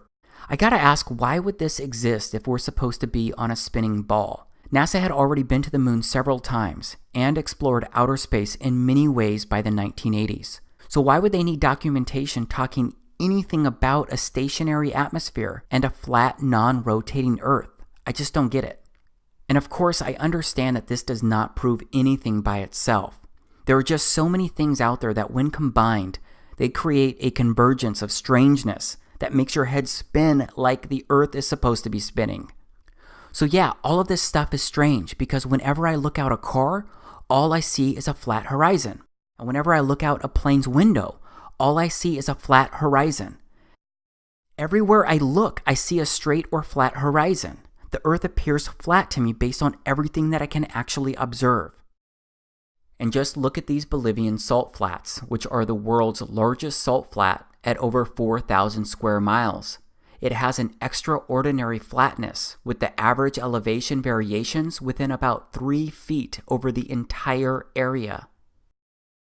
And it seems as if stuff isn't really dropping down at a curve out of our view of distance either, because to me it seems like we can only see a few miles out, and then things start to get hazy, unless you go higher.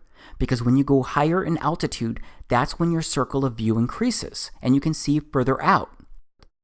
Except based on the Earth's curvature using this math, the land should start dropping from wherever you're standing on a ball Earth. Even if you're looking 40 miles out, there should be at least 1,000-foot decline due to the curvature, even if it's a small gradual decline for only a mile. No matter what, the math says that the Earth must curve downward, and that means that things farthest out should be dropping or slanting off toward the distance, but videos like these, and so many more out there, contradict what I'm told is supposed to happen on a ball Earth when I'm observing the distance and objects at the edge of my circle of view. Again, the horizon always rises to the eye level of the observer based on how high or low you are. But as you go further up in the air, you can always see further out into the distance. Okay, I've got just one more quick thing to show you before we move on to the next part. I'd like to ask if you've ever thought about 3D modeling, or video games, or virtual reality programs in general. Because whenever someone is showing you and portraying Earth's reality inside 3D modeling or video games or virtual reality, don't they always use flat surfaces and straight and flat horizons? Yes, they use a flat plane environment when presenting you with a simulated Earth. Everything is presented as flat. They don't show curvature or simulate a constantly moving Earth. This is something else to think about and consider. I know that I'm proposing some really challenging views here, so before I continue, I want to pause. Because right now your mindset probably remains in one of two gears. The first could be that you're still somewhat open to the possibilities of what I've shown you up to this point, but you have a lot of questions about everything, or maybe at least most of it. The second gear could be that you're still disappointed in what I'm sharing, and maybe you're rejecting and discounting most or all of what I'm saying. And maybe you're thinking that I may have truly lost my mind, and those thoughts confuse or upset you, because you're sitting there wondering how I could be open to believing these things. Here's what I'd say to both camps either way.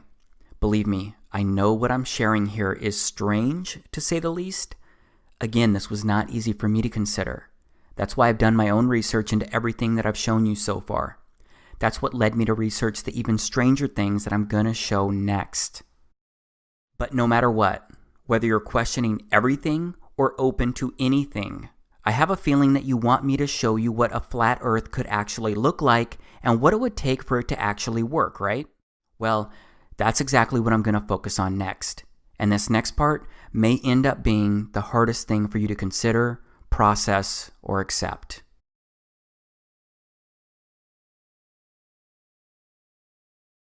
So at this point, you know the challenges that I see in this model of the Earth, the Moon, the Sun, and the solar system.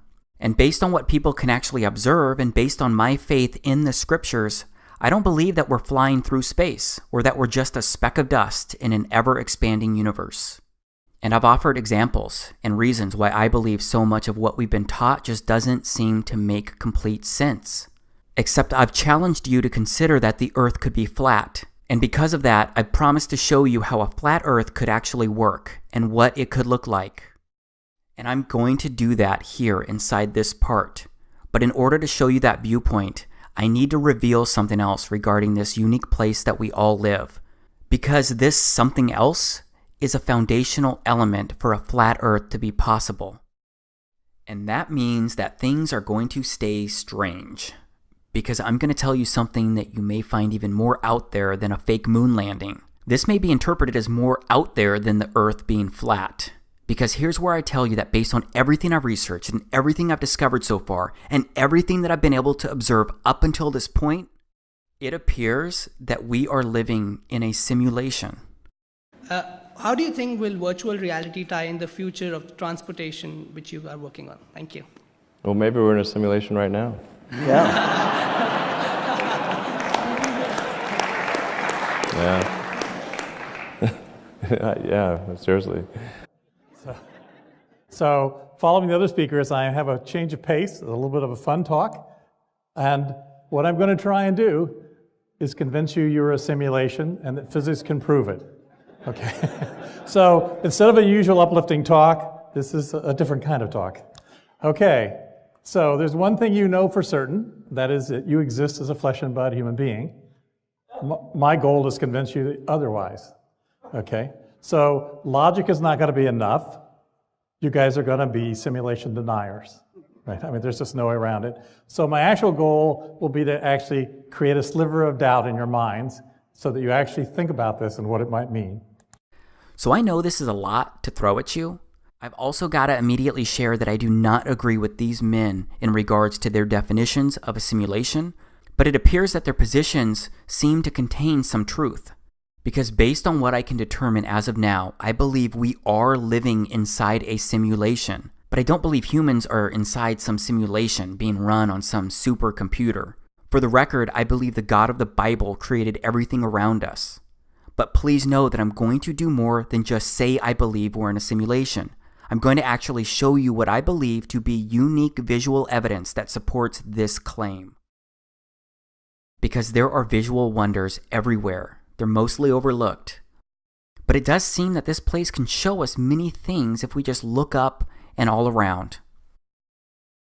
First, these are crepuscular rays. Can you see them between the bed of clouds and the ocean? Can you see the rays shining down at some really unique angles? Well, Wikipedia says that crepuscular rays are rays of sunlight that appear to radiate from the point in the sky where the sun is located. This is pretty amazing, right? It's kind of crazy too, right? Dave from Enslaved by Media recorded this, and I'm going to also intertwine a lot of other footage. But can anyone tell me how a sun that's supposed to be 93 million miles away can create rays of light that go through the clouds at these angles? Do you know how close the sun would need to be to create these angles that we're looking at here? I bet you'll find lots of complicated scientific explanations out there about atmospheric optics and more, but those answers don't make much sense when you think about what we've been taught with the way light moves and travels, and what it would take to create these angles. And please know that these crepuscular rays happen to people all over the Earth, at different longitudes and latitudes, different seasons, different times of the day when the sun is around them. Now let's stay in the clouds for a bit, because my buddy Mike from Flat Earth Photography, he recorded this. Look at these shadows. The sun looks like it's actually in these clouds. This is what I call a visual wonder. Come on, look at this. It just doesn't make sense for the sun to be 93 million miles away when we can constantly observe and record these types of sun and shadow interactions. Again, it looks like the sun is local to the observer, like it's local to all of us. So let's keep reviewing the sun's relationship with clouds. And this one may be hard for you to process as well. Because what does this look like to you? Liz Dexick recorded this video, and you have no idea how many times I've looked at videos like this and tried to make sense of it. Because it's video like this that got me to get out there and personally record this kind of stuff and witness it myself. Because it appears the clouds are behind the sun. Your mind right now may be trying to tell yourself things about this video. You may be trying to explain this away in this very moment.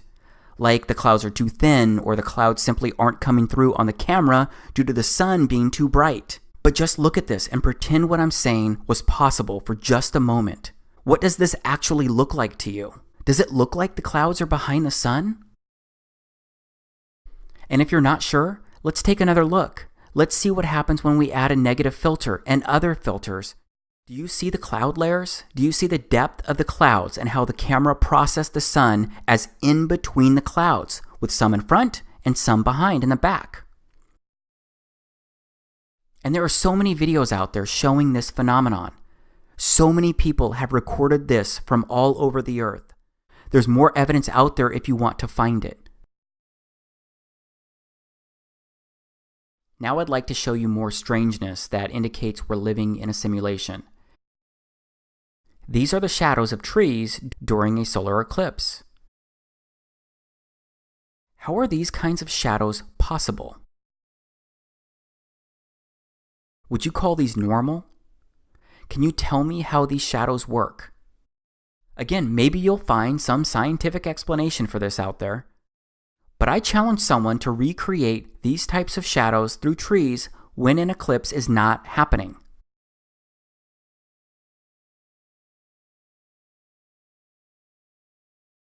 And then there are also shadow bands that occur during solar eclipses. These are also strange and also interesting. and they've been captured all over the Earth during solar eclipses as well. Straight up, it certainly seems that solar eclipses are special, unique events. But how does a solar eclipse really work? Because we all know that the sun and moon are always moving across the sky, right? So just stop for a moment and think about how the sun and the moon need to basically stand still and stop in unison for a solar eclipse to work. Or they need to be moving at the exact same speed for quite some time, because some total solar eclipses have lasted up to 6 and 7 minutes. And with that in mind, I've recorded hours upon hours of the moon, the sun, and the stars, and they all travel across the frame of my camera really quickly. Either way, being in the path of totality is a special event in itself. Here's what I actually witnessed during the Great American Eclipse in August of 2017. I personally recorded this video in the state of Oregon. No filter, nothing but my Nikon P900. Holy moly, look at that.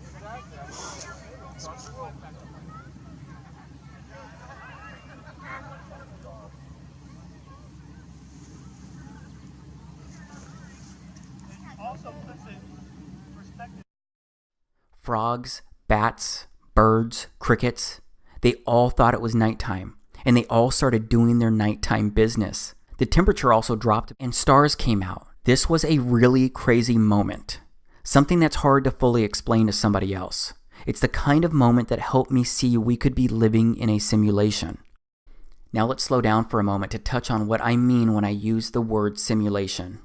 I found this online. It's an interesting approach because someone said, this is a neurological simulation. We're all gamers, souls inside of bodies. The body equals computer hardware, And the soul equals the operating system / software. Our experience is basically that as of a user or simmer. So that's an interesting point of view. But now I want to take a moment to speak to my fellow Christians because I'd like to look at the book of Genesis. Because if you think about what the scriptures really say about this place and how it was created, it shouldn't be that big of a leap when considering that we live in a simulation. Because on the first pages of the Bible inside Genesis chapter 1, it offers the story of creation. And that creation story immediately speaks of how we got here, the order of everything. And I believe it also indicates we're living in a simulation, because it makes more sense to me when I look at it from a simulation point of view. In the beginning, Elohim created the heaven and the earth was without form and void, and darkness was upon the face of the deep. And the Spirit of Elohim moved upon the face of the waters. And Elohim said, "Let there be light," and there was light.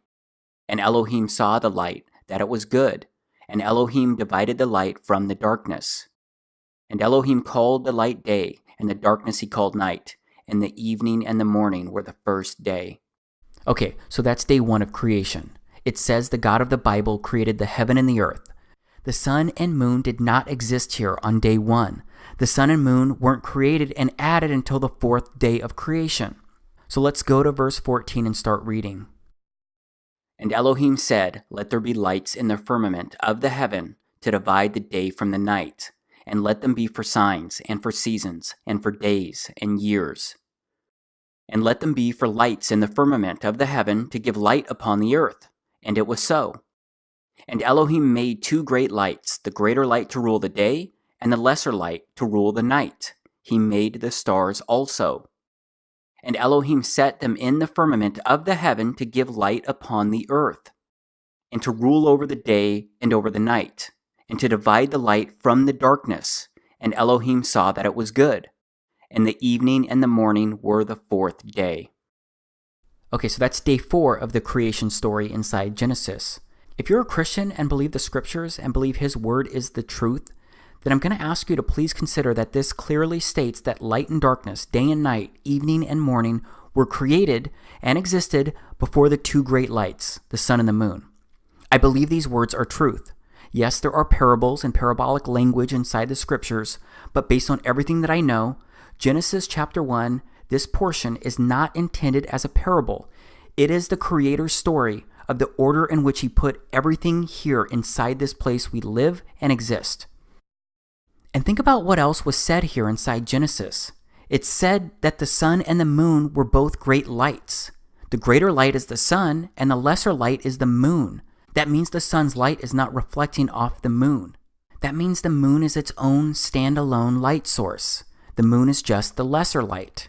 Yeah, I know these sound like bizarre claims that I'm making, especially when compared to what you and I have been taught and what's widely accepted. But I wouldn't be suggesting these alternative strange truths if I didn't think there was real merit in them. Now let's consider something else. Because if you're open to this created place not being a spinning ball, and you can come to grips with the possibility that the earth could be a flat plane, then all you have to do is look up to reach the possibility that you're living inside a simulation.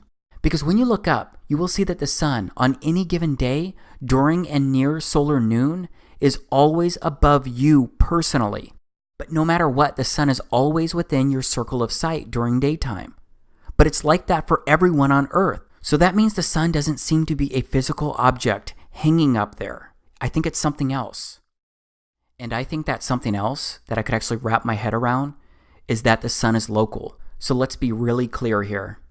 I'm saying the sun and the moon are traveling on the Creator's circuit, and the sun and moon are being personally rendered to you, the observer. Because you are the center of your simulation. You are the avatar seeing your sun and moon.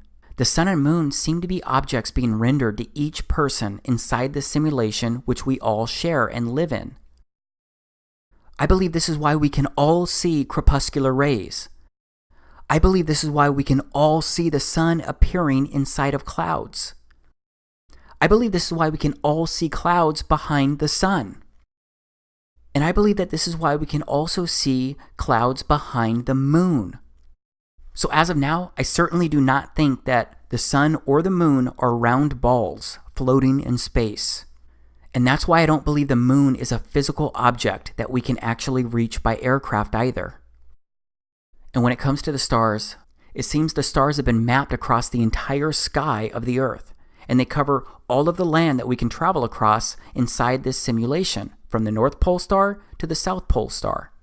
And that's what I'm going to review next, the land that we live on, Earth, because it is finally time for me to show you a visual representation of how a flat Earth, the sun, the moon, the stars, and everything could actually look, at least based on everything I've researched so far. And do you remember when I shared earlier how there are many half-truths out there? Well, I need you to recognize that when you research the term flat Earth, you'll find a lot of explanations, and the truth often ends up being buried among disinformation. So I want to first show you the popular flat Earth model. It's a half-truth. Half-true in the sense that I believe it's true that the Earth is flat, but it's untrue that this is what it really looks like. So the popular flat Earth model, it uses an azimuthal equidistant projection, or what I'll call an AE map from here out. And this is a visual representation of the popular flat Earth model using the AE map. Unfortunately, when I realized that the Earth could be flat, this was the model that I found being promoted by nearly everyone. And this map says that there is only one pole star, and it's above the center of everything, and there's a dome over this enclosed environment that we live. It also says that Antarctica surrounds our oceans and continents. It basically says that Antarctica is an ice ring wall around the flat Earth. And the promoters of this AE map also say that the sun and moon are only about 3,000 miles away, and that they're both doing circles above us. But I've discovered that that's impossible. It can't be happening, because the sunrise and sunset declinations prove circling suns and moons to be impossible, especially in the southern hemisphere.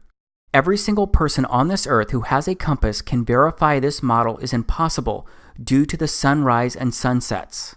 But I'll admit I fell for this popular flat Earth model, and I'm not proud of that. But it turns out there are some compelling reasons to fall for it.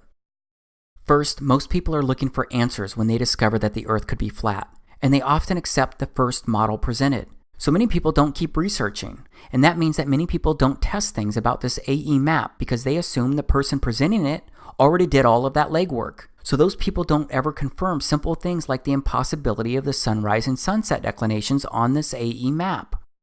Also, the promoters of this AE map often point to movies as evidence that it's true, because why else would it be in the background of so many movies?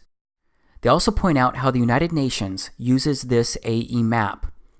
And this is an interesting one because there's also something called the Antarctic Treaty System. This treaty includes 50 plus major nations, and it prevents civilians like you and me from simply visiting and checking out Antarctica. Wikipedia says, the main objective of the Antarctic Treaty is to ensure in the interests of all humankind that Antarctica shall continue forever to be used exclusively for peaceful purposes and shall not become the scene or object of international discord. And the popular flat Earth model promoters say that we're not allowed to visit Antarctica because it's really an outer ice ring that would expose the Earth as flat. Obviously, I don't agree with that, and I don't really know why this treaty exists other than what I just shared from Wikipedia. But I know the popular flat Earth model does not work, because if their model was true, then we would have a 24-hour sun and a 24-hour moon. Yes, the sun and the moon would never actually set inside their model. Instead, what they claim is that the sun and moon are simply going further away from you, and it's perspective that makes them look like they're setting below a horizon. I'm sorry, but that's not what I've actually observed using my camera. Plus, there's like no video of a 24-hour sun or moon anywhere online. Yeah, you'll probably be able to find a couple videos trying to support that. Just be aware that they're all either out of focus or straight up doctored videos. And this is one of the newest models being promoted by some popular flat Earth folks on YouTube. This model doesn't work for many of the same reasons, and it also no longer makes the Earth flat. I truly believe that most of the people at the popular flat Earth channels promoting either of these flat Earth models are purposefully spreading disinformation. Because if they just kept searching for the truth, then they would discover contradictions and major flaws in what they're promoting. They would see very quickly that their models couldn't work with what we actually observe around us. And on top of that, I found that most of the popular flat Earth model promoters, they have PayPal and Patreon accounts, and they seem to be on a mission to make money. Fortunately, there are some people who are really searching for the truth. Starting with these two guys that I mentioned earlier, Ronnie Harris and Jason Laufenberg. They're not asking for any money, and they're willing to be proven wrong. They want to be proven wrong if that's the case. And just like me, they just want to know the truth and share it with people. And these guys have studied countless maps, searching for an accurate map that could represent a flat Earth. They actually got a tip from something that Neil deGrasse Tyson said, something I already showed you earlier. So Earth, throughout its life, even when it formed, it was spinning, and it got a little wider at the equator than it does at the poles. So it's not actually a sphere, it's oblate, and officially it's an oblate spheroid. That's what we call it. But not only that, it's slightly wider below the equator than above the equator. A little chubbier. A little chubbier. Yeah. Chubby's a good way. It's like pear-shaped. Yeah. So they thought maybe the flat Earth could be oblate in some way. That's when they discovered the oblique Mercator projection. And cartographers seem to agree that it is the most accurate flat representation of Earth. But first, what's cartography all about? Okay, so we're here at the Canadian Cartographic Association, and it says that the International Cartographic Association defines cartography as the discipline dealing with the conception, production, dissemination, and study of maps. Cartography is also about representation, the map. This means that cartography is the whole process of mapping. Cartography is a complex and ever-changing field, but at the center of it is the map-making process. Viewed in the broadest sense, this process includes everything from the gathering, evaluation, and processing of source data, through the intellectual and graphical design of the map, to the drawing and reproduction of the final document. Once seen as the products of a relatively straightforward practical exercise, maps are now viewed as complex intellectual images offering a rich potential for scientific investigation. Cartography today has two essential characteristics. First of all, it is important. Maps perform a fundamental and indispensable role as one of the underpinnings of civilization. Few activities relating to the Earth's surface, whether land use planning, property ownership, weather forecasting, road construction, locational analysis, emergency response, forest management, mineral prospecting, navigation, the list is endless, would be practical without maps. Okay, now let's go to World Maps Online. You'll see this is a world satellite image map. It's the oblique Mercator projection that I just mentioned. And it says, this stunningly detailed satellite image map of the world detailed land cover data depicted in an oblique Mercator projection. The parameters of this map projection have been carefully chosen so that the inevitable distortion that occurs is relegated to the oceans and to the least populated and least recognizable land masses. And it goes on to say the result is a unique, visually interesting flat map of the world that exhibits nearly no distortion in the most familiar areas, even at the poles. Let's read that one more time.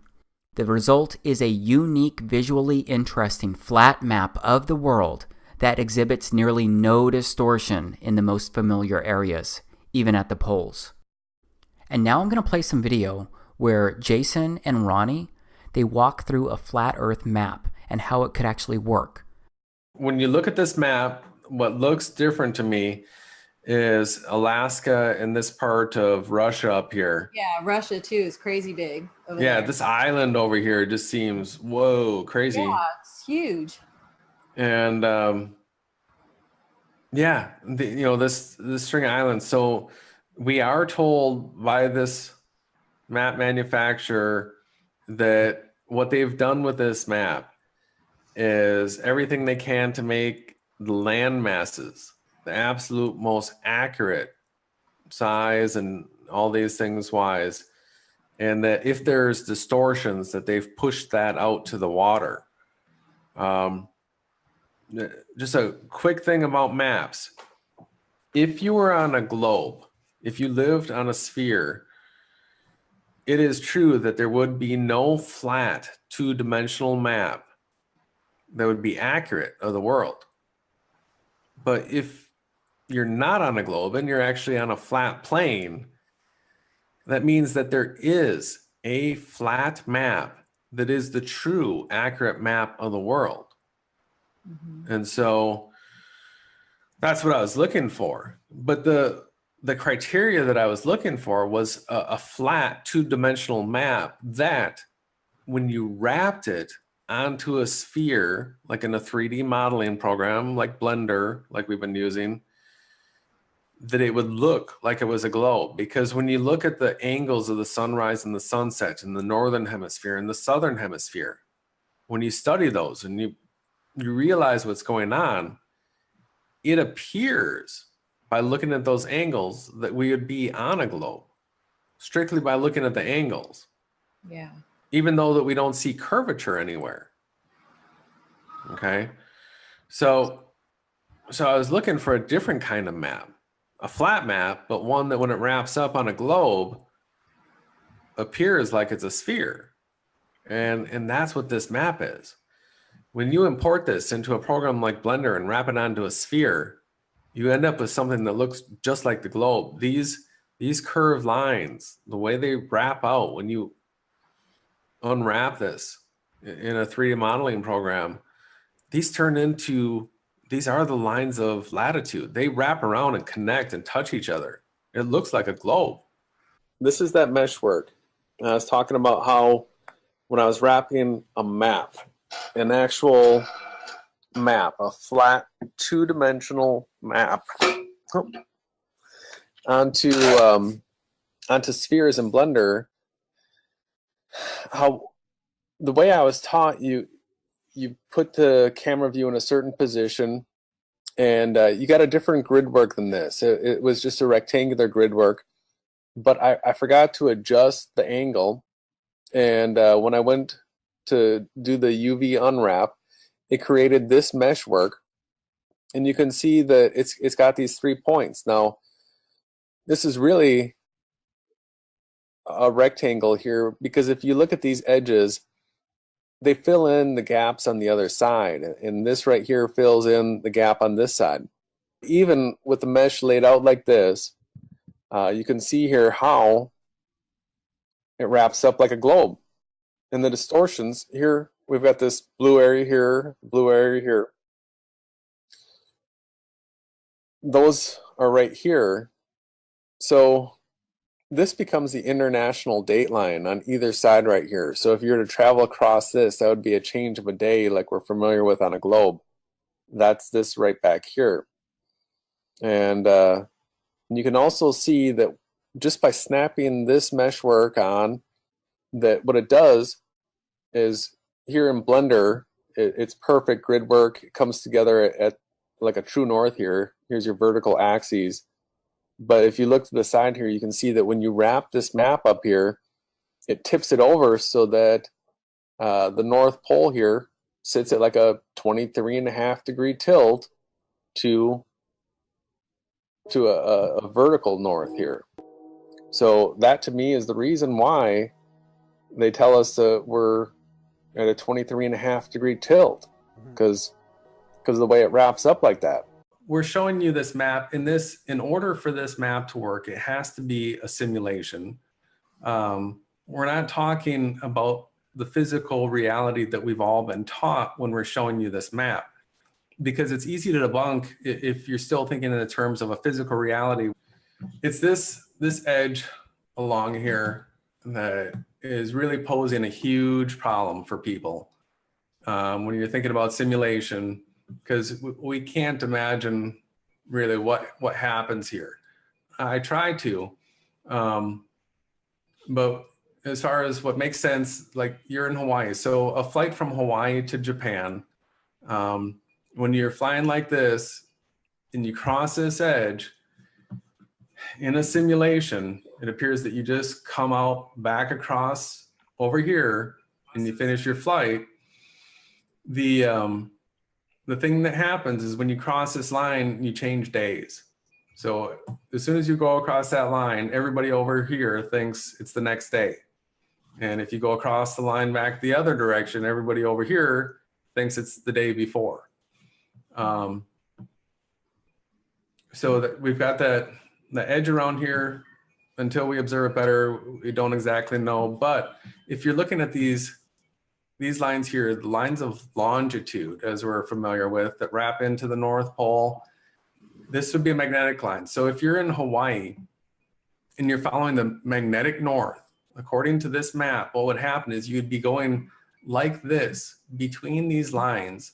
You would come up here, and I think if you look at any maps, if you look at north of Hawaii, you're going to run into these islands here of Alaska and come up through this area. Keep watching the regular maps that you're familiar with. You're going to travel through this area, and then you will come around to here, North Pole. And then from this point, your compass would flip and you'd be going other directions. If you kept going through, north would be behind you. You kept following this line and you're coming down through Africa, this would be south the whole way. North would be on your back, but you would continue following this arced path out here around in the ocean. If you didn't know that the straight shot from Cape Town to Antarctica was this way, and you just kept following the compass, you would arc around like this, come back around into what we would call the South Pole. Now, one of the things that Jaron was showing people as trying to get people all confused about the magnetics and magnetic declination is he was showing on how a map of Antarctica, how you can move from one place to another in Antarctica, and all of a sudden your compass would be 180 degrees the other direction. And if you look at the way Antarctica is split here, this whole line right here, if you were to travel from one point to the other, you can see how your compass would flip, just like it would up here at the North Pole. And he was showing along this edge how radically different the magnetic declination angles are. And you can see based on these lines of longitude, if they're the magnetics, you can completely understand why it would be that case. So, a person in this area right here, for their compass to point north, they give you that magnetic declination map to give you that shortcut back up to the north so you didn't go swooping down through the ocean here. So Antarctica on this map, the magnetic flipping of the poles that Jaron was showing is another proof that this would be the correct map of this world. So while there's things that we can't prove about it yet, there are things that we can. And those are the things that we're focused at looking at right now. This red line here is the equator. And so this is the east. And by following this path, this is all coherent with what we're familiar with. This is where the equator, travels through Malaysia and through Africa and through South America here. Tropic of Cancer. So that lines up, coming across here just below the Baja Peninsula through central Mexico, North Pole right here. So here's the interesting thing on this map, because these lines right here wrapping around like this up to the north, if this is the magnetics, when you're in Hawaii and your compass points north and you were to just follow it north, what I'm speculating and would assume to be true and would like to have proven false if possible is that traveling north from Hawaii, if you follow my cursor here, you would actually make this sweeping motion if you just continually follow north until you got here. Okay. These lines right here are the magnetic lines. So north would look like this motion right here, and you would come through this part of Alaska right here, and you would come through the north part right here, and that you would come to this point, boom. And then from this point, everything would be south. And they would feed back to these points, which is actually really the same point, just split in half. One's on this side and one's on this side. It appears that a point directly above this is Polaris. Okay. And that all all the people in the northern hemisphere that are looking towards Polaris are looking towards, a light in the sky centered over this. Yeah. But still, that's sort of like a physical look at this reality.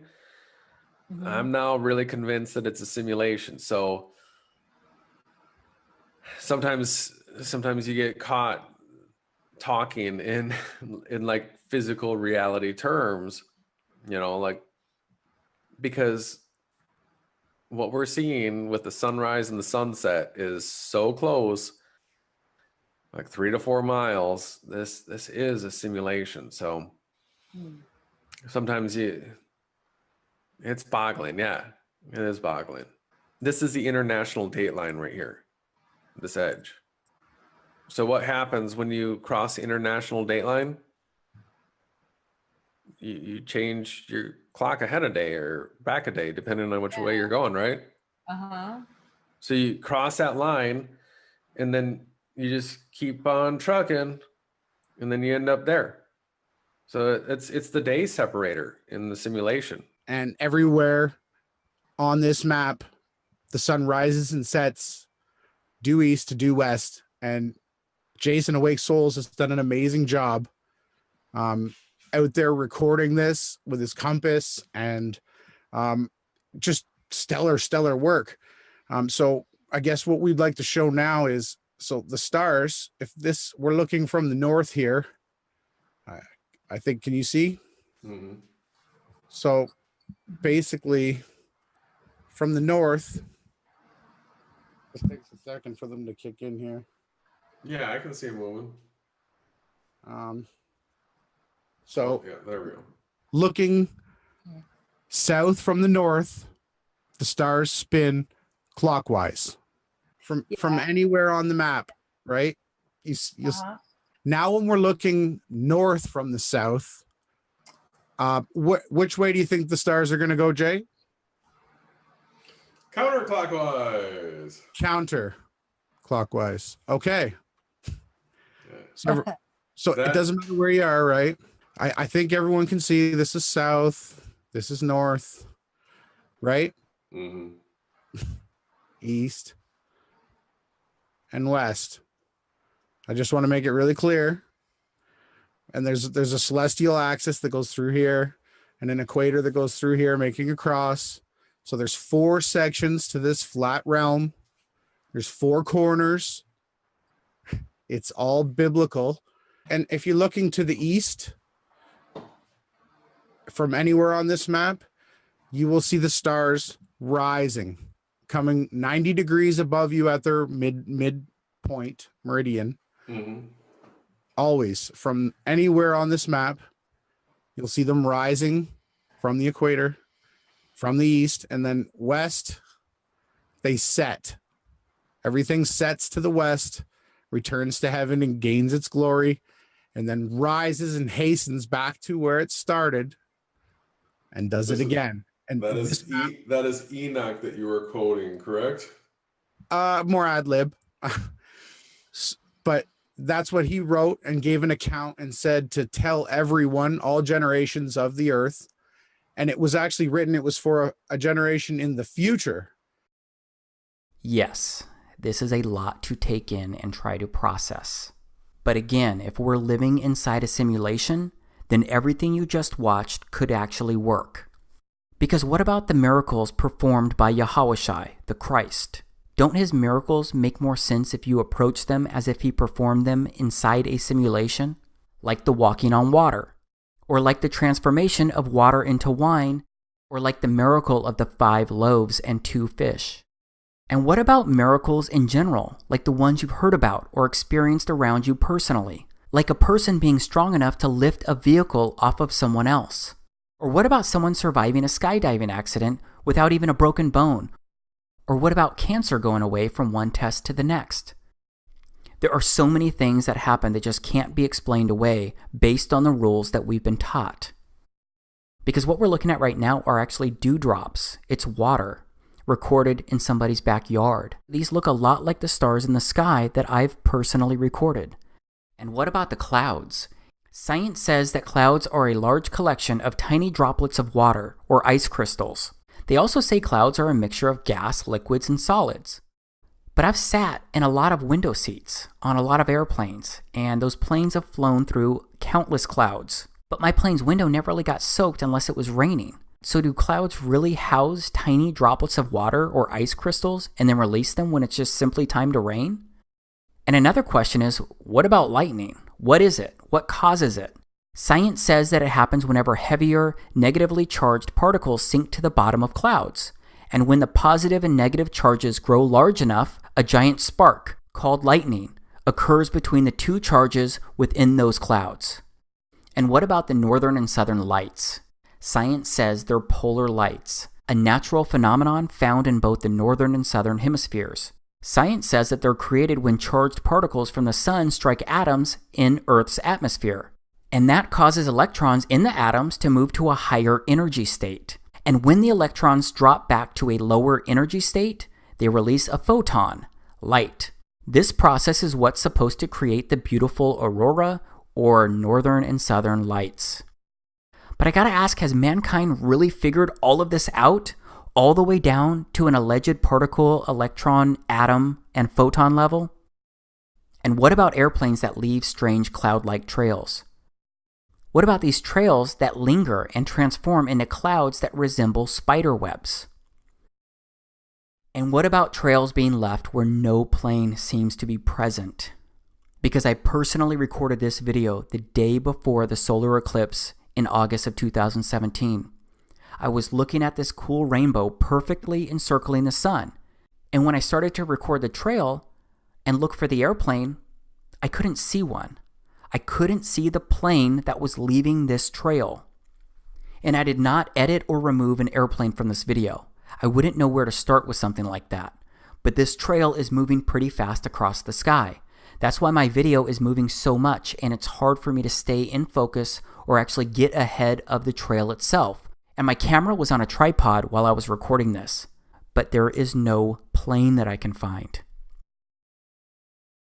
And other people have recorded the same kind of stuff. They've even recorded odd-looking orbs of light. Maybe you can explain this away, but once you personally start observing this place and the skies, I think you're going to witness the exact same thing, and you're going to start questioning so much about this place that you live. But that's not the end of it when it comes to airplanes in the sky. Because what happens when airplanes fly too close to the sun? I mean, what is happening here? Why does it look like the light from the sun is being dragged by this airplane? I've seen the same effect with birds moving across the sun too. And I have to tell you that ever since I started looking up, I've seen and recorded some amazing things, and so many more things that I couldn't catch on camera. Of course, I have a lot of questions, and there are a lot of things that I wonder. That's why I keep researching and looking for the truth. But right now, I'm experiencing Earth like never before with eyes wide open. Because I contend there's a lot that we don't know, but there's also a lot that we can research and discover through simple observations and more. Yes, we may be wrong about some stuff, but we may also be right about a lot of things. And as of now, based on everything that I've researched, I don't believe that we ever went to the moon, because I don't believe there is an outer space in the way that we've been taught. So I don't believe that we can leave this Earth. And I believe the Earth is flat. And it seems we could be living inside a simulation. So I believe we're living during extremely interesting times. And in these times, I believe strange truths can be researched, discovered, and revealed like never before.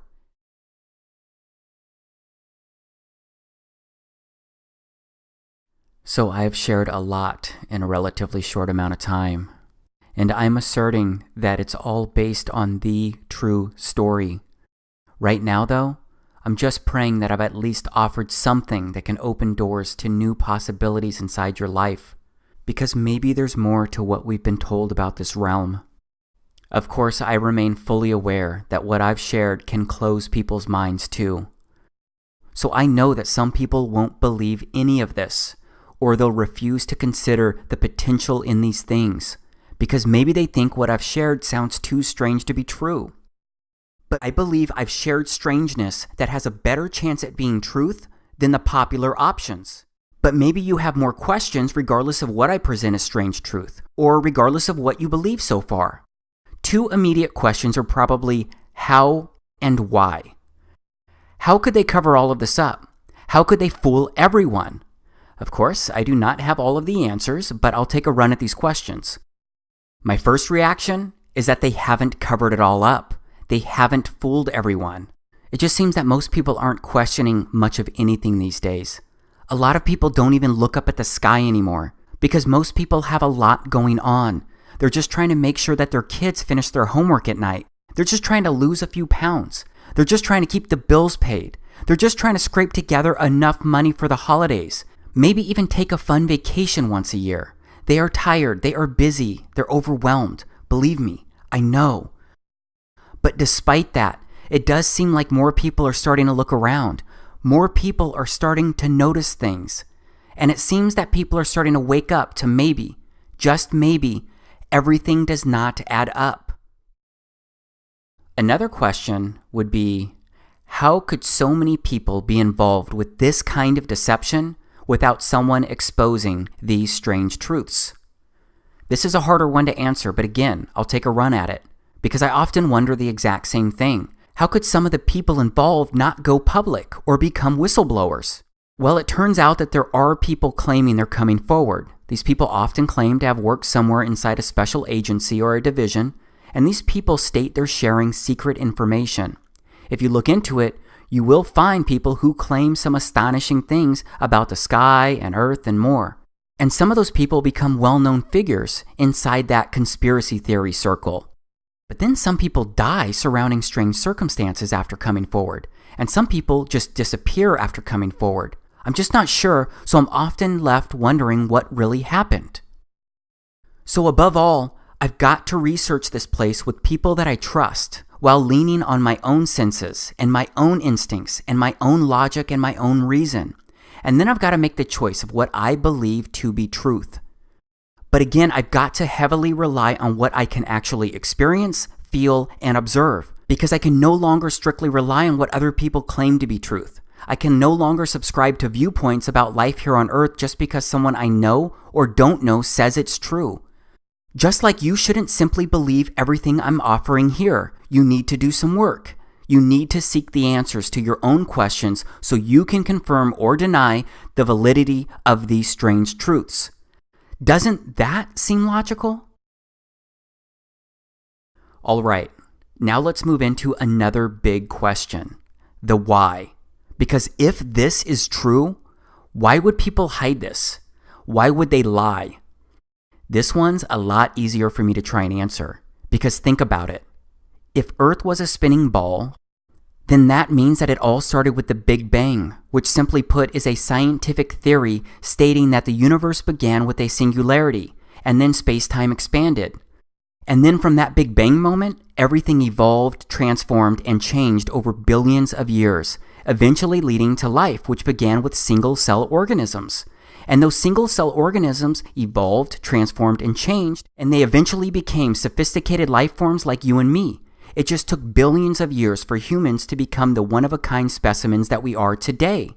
And if the Big Bang and evolution are true, that means the universe is constantly expanding. And if the universe is constantly expanding, that would mean there's infinite space out there to explore and visit. And that would definitely mean that our little rock known as Earth would be rotating around our local star known as the Sun. And that would mean similar solar systems to ours could happen in other parts of the universe. And that means there could be other evolved, intelligent life forms out there just like you and me. And that means Earth would basically be a grain of sand in a universe growing larger by the nanosecond. And that means Earth is not the heart of anything. That means our entire existence is pretty much an evolutionary accident. And that means life here on Earth, it has no real meaning or purpose. But if the Earth was flat, then that means that the Earth could be a firm and immovable plane. And that means there would be no Big Bang, no outer space, no expanding universe. And that means there would be nothing out there to visit and explore. And that means Earth could be the center of everything. And that means Earth could be an enclosed environment. And that means Earth could be a simulation being ran for you and me and every single person living here. And that means our entire existence inside this place is not an accident. That means life here on Earth is special. And that would mean that you and I are significant. And that would lead to many more questions. Like, who created this place? Who put us here? Why were we put here? What is the meaning of all of this? And I believe that all of these answers can be found in the scriptures. Except the word, which is supposed to be our guidebook, it has become the opposite of almost everything we're witnessing in this place right now. Because right now, science gets held up on a pedestal. Its theories are preached as facts, leading to science being worshipped like it's a god of revelations. And we all know that mankind is the one teaching science. And we all know that mankind is capable of being deceitful, selfish, and straight up evil. And that means the truth about Earth could have been intentionally concealed to hide the existence of a creator. And that means the truth could have been corrupted over generations, because eventually that leads to people just being indoctrinated into the deception from birth. And that leads to people getting programmed into accepting the opposite of what they actually observe and experience. And I gotta say that there seems to be a deep rabbit hole of lies, because we are being taught some twisted things here. And we end up seeking these twisted teachings despite what our spirit, our minds, our hearts, and our souls tell us to seek and believe. Because we've been taught to serve our physical bodies and satisfy them. We've been taught to possess and achieve all of these things to feel and become whole. But I believe we were supposed to experience this place in such a different and blessed way. We were supposed to look to truth as a foundation for living. We were supposed to appreciate our similarities and also respect the uniqueness within our differences. We were supposed to help each other without a fiat money system driving our daily actions. We were supposed to share Earth's abundance of beauty and resources. We were supposed to respect everything on Earth. But the enemy has taken control of so much here, and that spoiled what this place was meant to be. The scriptures say this has, is, and will be the case. The scriptures also say that we're not meant for this life, not forever, because there's no way around the pure truth that you and I will die someday. So we all know that any physical treasures that we obtain here, they cannot be taken beyond this life. So I believe we're meant for so much more. And I believe what we all do while we're here, it's critical. Because the scriptures say our lives here are a way for our Father to help us. I believe we're His children. I believe He uses this place to help test us and to help develop our character, our faith, our obedience, our love, our integrity, our loyalty, and so much more. Because the scriptures use words like trials, temptations, refining, testing, hundreds of times. And based on all of my research and the evidence I've studied, I believe with all of my body and my soul that the scriptures are truth. The scriptures are history and prophecy. So they act as a script for everything that has happened and will happen inside this place. But we get to choose the roles that will play inside the script. Will we seek the truth? Will we look to our Creator? Will we choose Him over ourselves or even each other? And I've discovered that the true name of our Creator, the God of the Bible, it turns out that His true name is Yahweh. You've probably seen this YHWH before. Here's what it looks like in ancient Hebrew. But this YHWH, it's pronounced as Yahweh, because it turns out that the language was so simple back then that it vocalized each consonant with an ah sound without specifically marking that sound between consonants. So this YHWH, it's pronounced Yahweh. It also turns out that the name of Yahweh can be found over 7,000 times in the scriptures. And Yahweh, it means He exists. And Yahweh sent Himself into human form as the Christ. And I've learned that the true name of the Christ is Yahawashai. Yes, most people know Him by the name of Jesus. But that can't be His true name because the letter J didn't even exist until about 500 years ago. His true name is Yahawashai. And Yahawashai means He is salvation. Because the gospel, which can be found in the beginning verses of Corinthians chapter 15, Paul wrote that Yahushua, the Christ, died by crucifixion to deliver us from our sins, and he was buried, and he rose again on the third day, and he was seen again by hundreds of eyewitnesses according to the scriptures. And I really do believe that this gospel must be truly believed and accepted to bind our soul with our Creator beyond this life. So that means I believe we've got to follow and live for Yahushua to the best of our abilities. Still, I believe other choices are significant because all of this is really being experienced by you and me. I agree with many of my brothers and sisters who believe that all of this is being recorded. All of our actions, all of our thoughts, everything. I believe it's all being documented by our Creator. Because I believe our Creator is watching us, and I believe He encoded us with basic truths, like knowing the difference between right and wrong. Because I believe we've been given a moral compass that tells us when we make good or bad choices that affect ourselves or others. Except the original coding inside mankind seems to have been corrupted through generations of wicked choices where people continually turned away from our Father and lived for themselves. So that means there's a lot of evil in this place right now. And the scriptures say that our Creator has worked to purify this place before to start over. And the scriptures say He's going to remove the corruption once again. But the next time, it seems to be the last time before He makes things right forever. So I keep asking myself if He's going to do something about this place sooner than later. Because mankind has helped the enemy decay too much of this place. And there's so much that I can't wrap my head around. Because again, it seems so many things happen every single day all over the earth that contradict, defy, and disgrace what the scriptures say we're supposed to be doing here. Because it seems people have become desensitized to the climbing death tolls.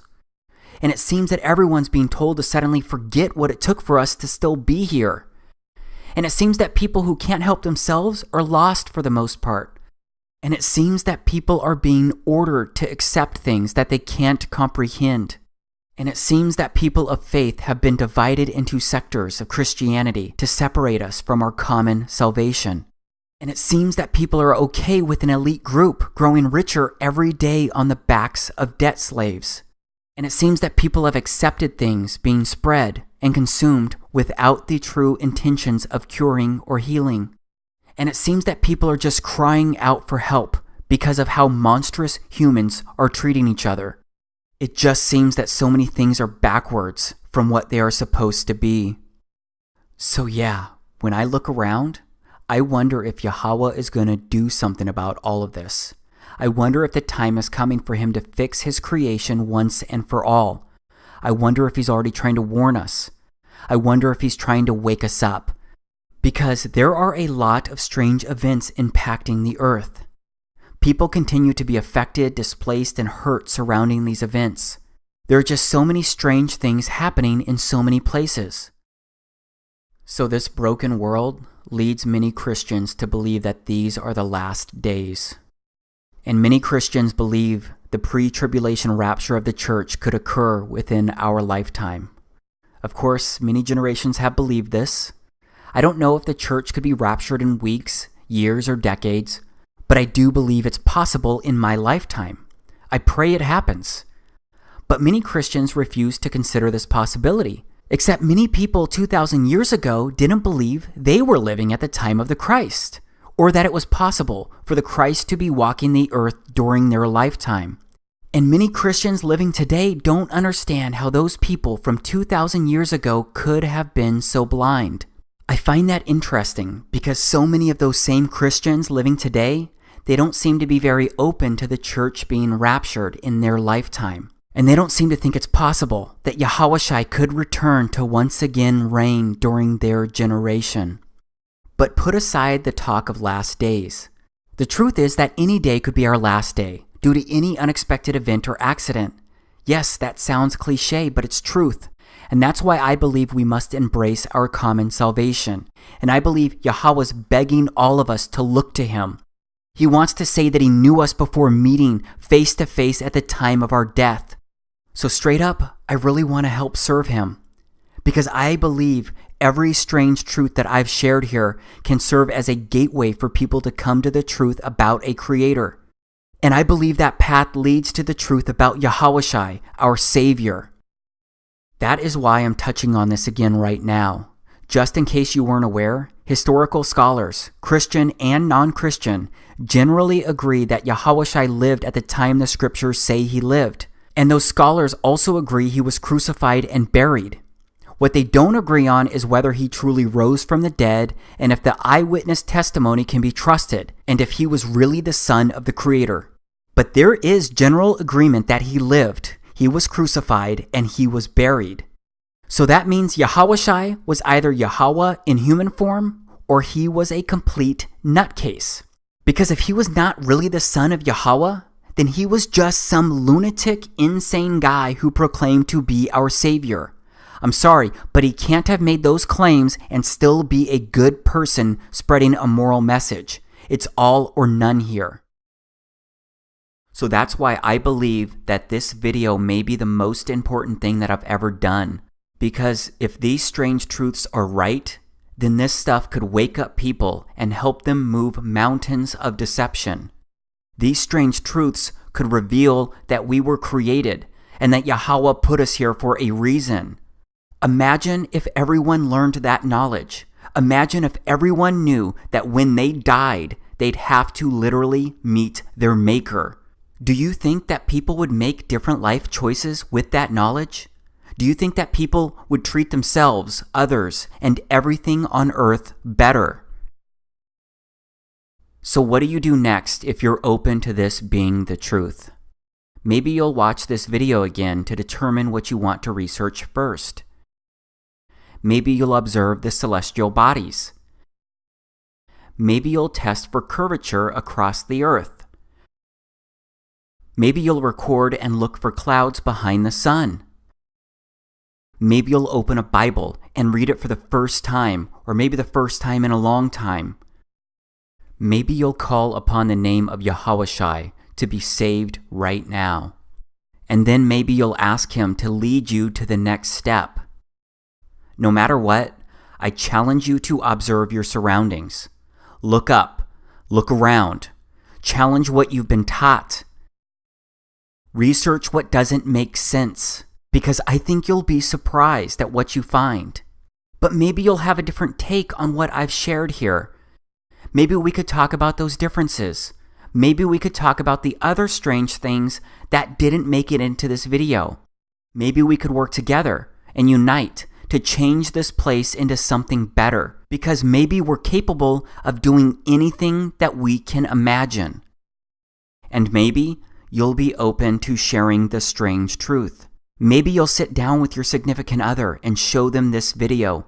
Or maybe you'll send this video to another friend to get their opinion so that you can talk about it with someone you trust. But whether or not you end up believing, accepting, or sharing this video, I'd like to say thank you. Thank you because you watched this entire video, and I sincerely appreciate you doing that. I am so grateful for you just being open to watching this. So thank you for honoring my request, and straight up, thank you for being special. Thank you for being significant. Okay, so I don't really know the best way to end this thing, because this Strange Truth project, it has consumed so much of my life for the past year. And it's still kind of crazy when I stop and think about all of this, because it's still hard for me to process at times, and I actually believe all of this. So that obviously means that I also believe I'll have to meet my Creator someday. And that means that I'll have to answer him if he asks me, did you help share the truth? I pray that I've done my due diligence. I pray that I am doing what's right. Yeah, I pray.